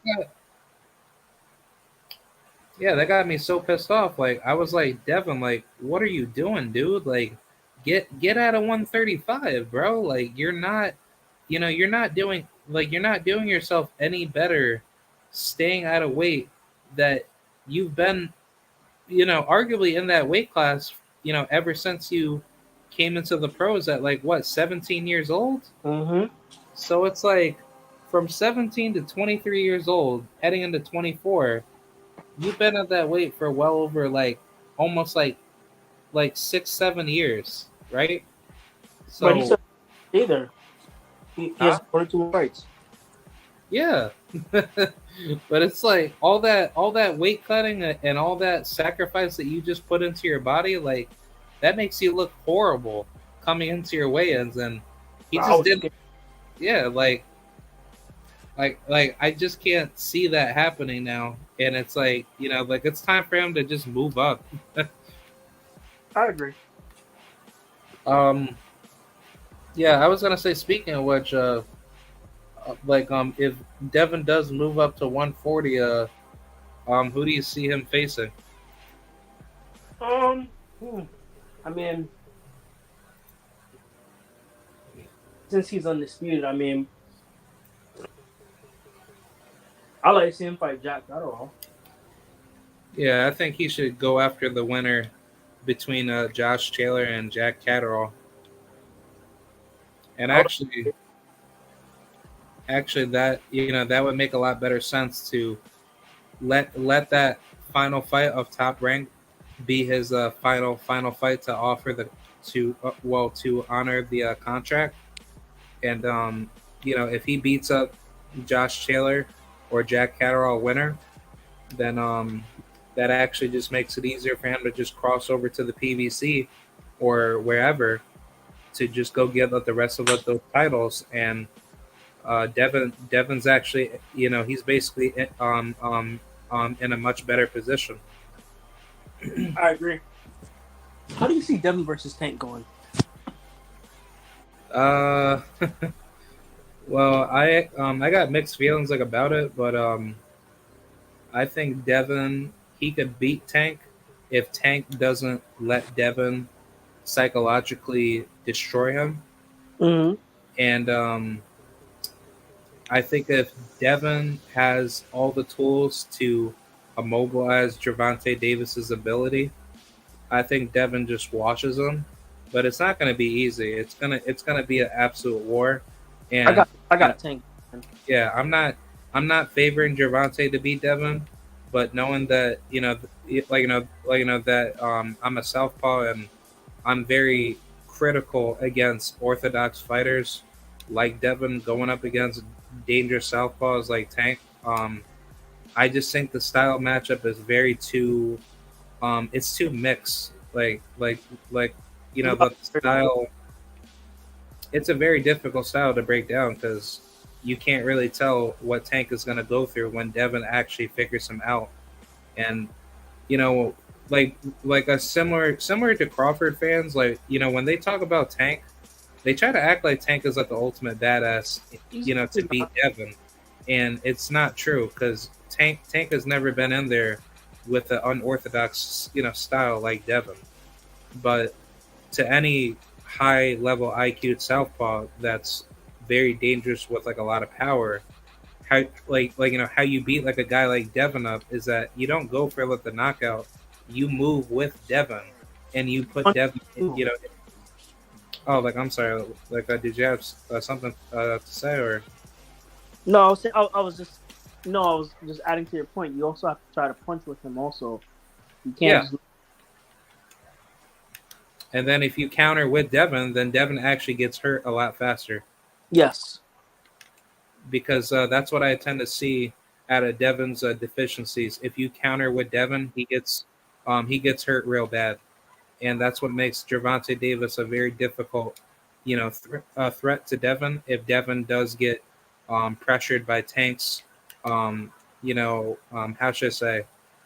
When he gets pressured by Tank's counter punching ability, and then Tank starts to just slowly creep up on Devin, and it just turns into being one of those fights where you think Devin's going to get stopped, but Gervonta is going to just, how should I say, he's going to find those breaking points to hurt Devin to the point where, it's just going to end up being like a 50-50 brawl.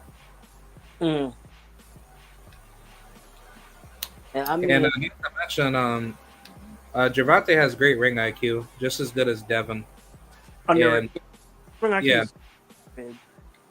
yeah, I can't disrespect Tank's ring IQ, because his ring IQ would beat the crap out of Terrence Crawford any day of the week. Most definitely.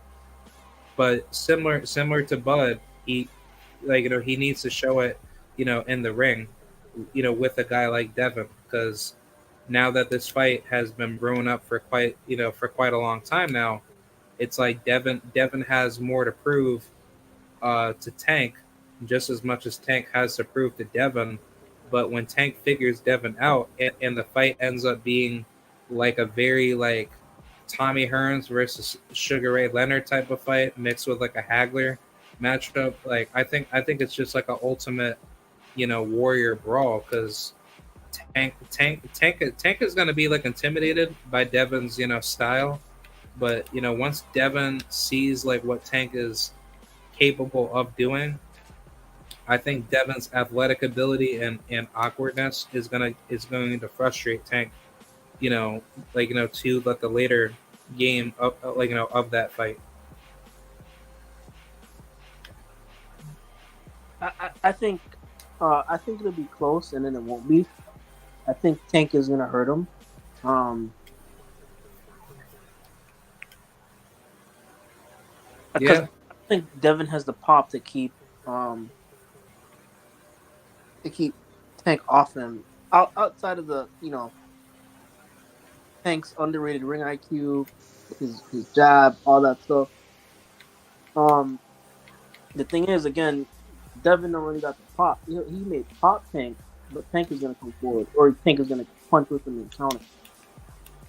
I think it's a bad stylistic matchup for Devin. Honestly, it's not like Cambozo, where Cambozo just stuck his head out and got hit by 6 million jabs in the first fight, and then did it in the second fight, but changed like one minor thing.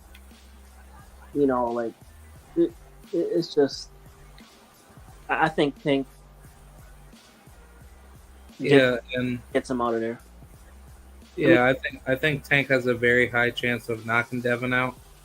But the issue is that if you're not able to carry those power shots until the later game of those rounds, which Tank was very capable of doing it, but the issue is like when you got a guy that's not going to allow you to land those big shots, and then Devin's also going to be clinching a lot in the fight, which I don't think it's going to be successful because Gervonta's he's gonna ground and pound Devin to the body, which I would yeah, I would hope Tank does that because if I'm going up against an unorthodox fighter, I'm gonna break him to the body, and Yeah. then once I find that big shot, which I think Devin's a sucker for like the left uppercut. Hmm? I think Gervonta's gonna load that up properly, and Devin's gonna get drilled with like a left uppercut that he doesn't see, and I think it's just gonna end up like a Gamboa fight, but it's just gonna be a very lesser version of it. Like Devin's obviously not like Gamboa, but it's like how Tank was coming after Gamboa, even though Gamboa was like an older like opponent, but with Devin, like he's more athletic, he's way more technically gifted than Gamboa. So the issue of the manner is like Devin's gonna do good in the mid portions of the rounds, but heading into the championship rounds, that's like the only thing that I'm concerned like about because it's like when you get hit by Tank in the later portions of those rounds, it's game over. Like Gervonta's gonna kill you with that one big shot that you didn't see, and I think that's probably what's gonna end up happening because Gervonta is so good at landing those big shots when people get tired, and he's tired too, but he's so good at accurately finding like the right shot. And credit to his performance against Leo Santa Cruz, but that's a perfect example. Leo left himself wide open. He thought Gervonta wasn't going to press him anymore, and boom, you know. I was there watching that fight with like my friend at my house, and we were just shocked. Like, I wasn't Ger- surprised. yeah, Yeah, and he said he tricked Santa Cruz too, because he made Santa Cruz get comfortable throwing that jab on the ropes, and Tank, he took one, parried another one. Then he knew that he timed them perfectly and knew where it was coming from, and just flipped bomb and put Leo. yeah, yeah. He did a very good job executing it. Did you ever hear the story where apparently Tank and Devin sparred and AB and Floyd had to pull Tank off of Devin? Apparently, Oh, really? yeah. There's a story. Apparently, they sparred and Tank beat the fuck out of him, and they had to pull Tank off of him. I Yeah, mean, Devin is saying Tank don't want to fight him. I mean, make the fight. yeah. I just think Devin, he should send Tank a offer to fight him, and then that way, whoever can fund the fight, it could just be made easily because I'm sure Tank will fight Devin right now, but it just doesn't seem like he's really wanting to go that route yet because it's like he wants to just go after other fights just to keep himself busy. But I don't know if you heard like the news that that Gervonta had like a tweet out where he said you know he needs to leave PBC. He feels like his talents are not being you know Oh yeah, utilized properly. I mean, I don't know if his issues with Al or with Floyd. I mean, you know, I don't really know. Um, but I mean, I want to see the best fight the best, man. I mean, bring on Devin versus Tank or Devin versus Shakur. You know, like, you keep Ryan out of the conversation because Ryan, to me, Ryan ain't shit. But apparently he's supposed to be fighting Tank, so I hope Tank knocks him out and we never hear from Ryan ever again. And I mean, if Tank fights Ryan this upcoming January, I'm gonna just be laughing so hard when you know Tank obliterates Ryan. Yeah, because Ryan, he fights. I mean, Ryan has I'm gonna say Ryan has the speed and the height advantage, but that's it. Everything else, I mean, Ryan is strong, but Yeah, Ryan's strong until his strongman muscles get obliterated by Gervonta. Honestly, like it's gonna feel like a Mortal Kombat session where Ryan acts like Johnny Cage walking into, you know, Outworld, and then when Mhm. somebody comes up to him and takes away his soul, like what I think it was yeah, like it was back in Mortal Kombat 10, and like Ermac basically like pulled up on Johnny and he just beat the crap out of him and I just mean, whipped him. we need to get Ryan. Got to go, man. Ryan does more tweeting than training, bro. Like, just bro, Yeah, shut the fuck up and like fight somebody, bro. We don't want to. You fight no Joe. You know, fucking who did Ryan fight recently again? Oh, it was Javier Fortuna. Like, yeah, Javier Fortuna was not like the same fighter after he lost to Jojo Diaz. he wasn't. He was well on his way out anyway. I mean, I'm just, man. Ryan is just. They treat Ryan like he's a superstar championship boxer, and just like, nah, Yeah, Ryan is not it for me. like it just surprises me how Ryan is like such a big superstar. And credit like you know credit to Ryan, like he actually did a very good job marketing himself because he doesn't need boxing anymore. He does. He has like the Gatorade sponsorship. He's working with what Damian Lillard and all these NBA basketball players. Like he has all the celebrities that know him, and it's like, okay, Ryan, like get out of boxing, bro. Like you're way better just talking about the sport and just basically just showing up to boxing events and just having like a good time. Like he doesn't need to, you know, he doesn't need to be, you know, in the sport anymore. And from what I heard, you know, he says he wants to be in the sport till he's like what, like 26 years old. Like, dude, like you're like 23, heading into 24 years old. So it's like, you know, if you're trying to leave at 26, like, then you don't have that much time. Like, what is he trying to do? Like, is he trying to be a champion? Like, what is his goal? Like, I don't think he has any goals. I think he's just, you know, he's like Jake Paul. You know, he's just gonna try to clout chase for some But- big bags for nothing. even Jake Paul says he wants to be a champion. Apparently, Man, I'll be laughing if he tries doing that. apparently, he's fighting Anderson Silva this weekend, right? Yeah, he's gonna fight like a past his prime Anderson Silva that doesn't even. Silva, 47, right? Yeah, he's like damn near 50 years old. I'm like, Fuck. dude, why are you fighting like a grandpa, dude? Like, leave Anderson Silva alone. Yeah, seriously. Like, don't be beating up on like people, like, you know, on people's favorite idols. You know, don't be beating up on like old UFC fighters. Yeah, man. Like, like what pisses me off about Jake Paul is like he's motivated by what professional fighters say.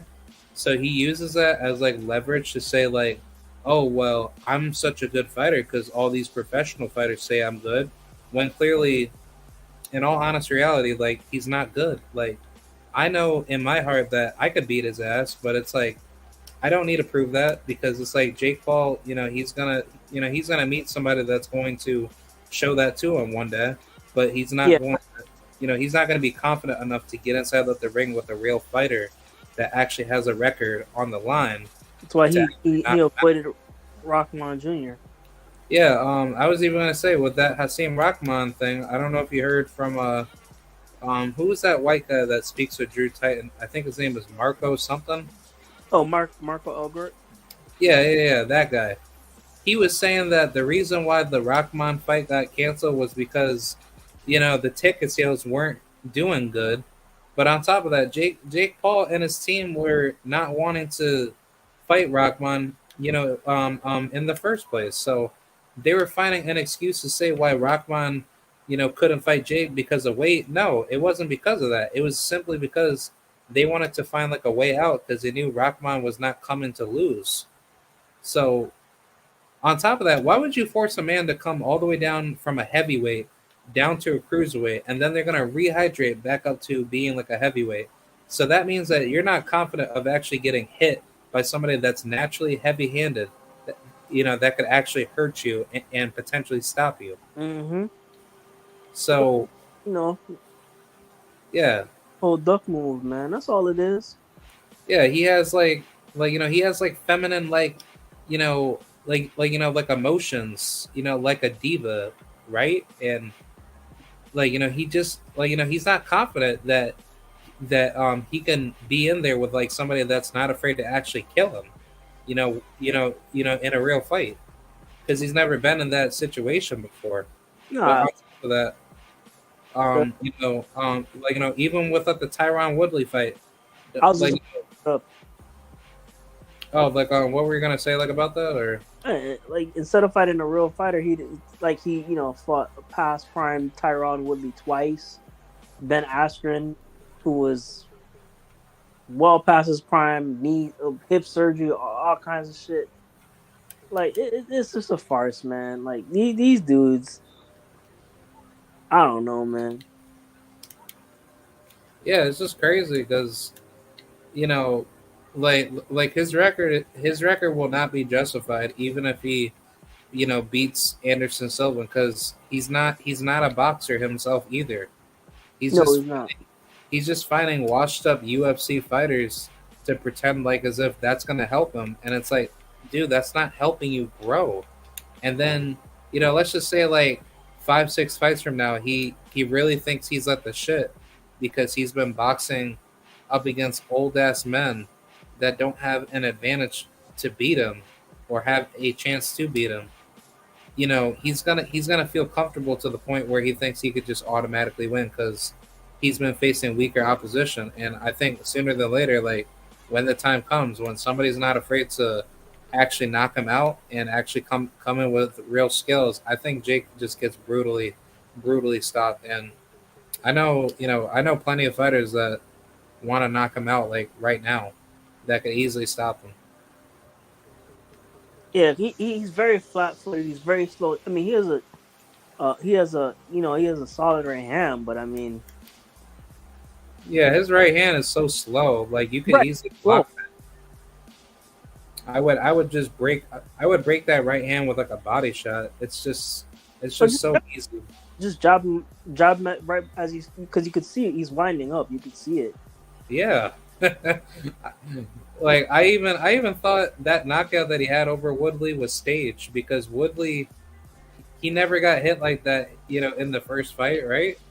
But supposedly it in the rematch, it just seemed like he just allowed Jake Paul to like set that shot up and just knock him out with it. A lot of people think it was fake. I don't even think that shit was real. Like literally, I think he's literally a absolute bum. But at least with his brother Logan, his brother knows how to box because he actually tried boxing, up against KSI. He just failed to like let his hands go properly. He tried. I mean, he's a better wrestler than he is a boxer. I'll tell you that. Oh yeah, definitely. Like Logan, like I give him all his credit, and I used to wrestle back in high school, and I can definitely tell he like his wrestling game is on point. Yeah, he looks like he's very passionate about it. You could tell. Yeah, yeah. I love wrestling. I wish WWE was like actual wrestling competition. Yeah. Do you watch AEW too, or New Japan also? Man, I've been out of the loop for so long, but my like recent following was like when who's that one white dude, Roman Reigns, right? When he had like the heavyweight title, and somebody told me like about it years ago, but Yeah, Roman Samoan. He's oh yeah, really? Roman Reigns? yeah. He's The Rock's cousin. Really? Yeah. Oh, so he's like a black, like Uh huh. white looking dude? He's not white looking at all. You could tell he's Yeah, Roman Reigns looks like he's like some like think you know like Jason Momoa almost. yeah, like he looks like fucking Rambo. Like he looks like he Oh, got that weird like weird looking haircut, from what the 70s, and he just looks like he looks like one of those like DC characters. Like, don't you know that guy with like the long ass hair? He looks like a demon or some shit like that. Lobo. Yeah. Like he looks like Lobo. Funny as shit. The main man, Lobo. Oh my god, man! If I met Roman, I would tell him straight up to his face, dude. Bro, now that you say that, Lobo. he kind of does it like Lobo a little bit. I'd be looking like a black version of fucking Lobo. Yeah, man. Get the dreadlocks, get the afro. It's funny. Yeah, man. That's just funny. But yeah, I respect Roman Reigns. I like him a lot. He's a dog. Yeah, you should definitely watch yeah, definitely watch AEW when you get a Yeah, chance. AEW is definitely like the new WWE. I mean, it's way better than WWE in my opinion. But is that like real competitive wrestling, or do they just do like the same thing? More or less the same thing. I mean, same thing with New Japan. They all do the same. It's all scripted. But I think the wrestling overall is better. Like storyline wise is better too. Storyline wise, yeah. All that stuff. Uh, just my opinion. Um, but we'll see. WWE has been improving since Vince is no longer over the company because of those scandals. So we'll see. Oh yeah, Vince McMahon. Oh Man, man. he's been out of the game for such a long time. No, I mean he just recently it's only a couple months now, but Triple H is doing, you know. So wait, what happened to Shane McMahon and Stephanie? So McMahon. no, Stephanie's still there. So it's Stephanie. Um, the president of the company is Nick Khan, and then Triple H is now the chief of talent and creations now. So Triple H is pretty much running like. Oh wow, Triple H is still in the business. Yeah. Remember him and Stephanie have kids. And then Oh my god. Yeah, I was actually thinking Triple H was like enemies with like the McMahon family. nah. Yeah, but that was all acting. So I will, I'm pretty sure that was all, smoke and mirrors. But yeah, man, I'm gonna go ahead. Thanks for having me on. I gotta get up a couple hours, so. Okay. All right. Well, I'll definitely chat with you later. We gotta do this again. Yes, sir. Let me know if you're gonna be on sometime in the weekend or later in the evening. Just let me know. Yeah. I'll be available all weekend. If Okay. You want to do something. Hell yeah, bro. Definitely. Yep. We'll talk after the fights and all that. Oh yeah, definitely. Like I'll hit you up on that. Sounds like a plan. All right. I'll see you later, my brother. See you later, bro. Yep. See you. All right, y'all. Appreciate you guys for coming through. This was a pretty long live stream. Shout out to Don Shada. Very good person. Please go check him out. And Yeah, man, that was a good boxing chop session. Had a lot of fun actually. That was definitely worth like my time. But I'll see you guys later. I'll keep on grinding for the channel, and let me know what you guys think about everything that's going down. I'll give like my post fight reactions of like all the fight cards, and I'll just move forward with that. But yeah, man, I'll see you guys later. Weigh-ins are tomorrow for the fights tomorrow, so I'll see you guys. Peace out, and shout out to the mighty LDBC. Shout out to the TWT. Shout out to all the family. I'll see you guys later. Goodbye.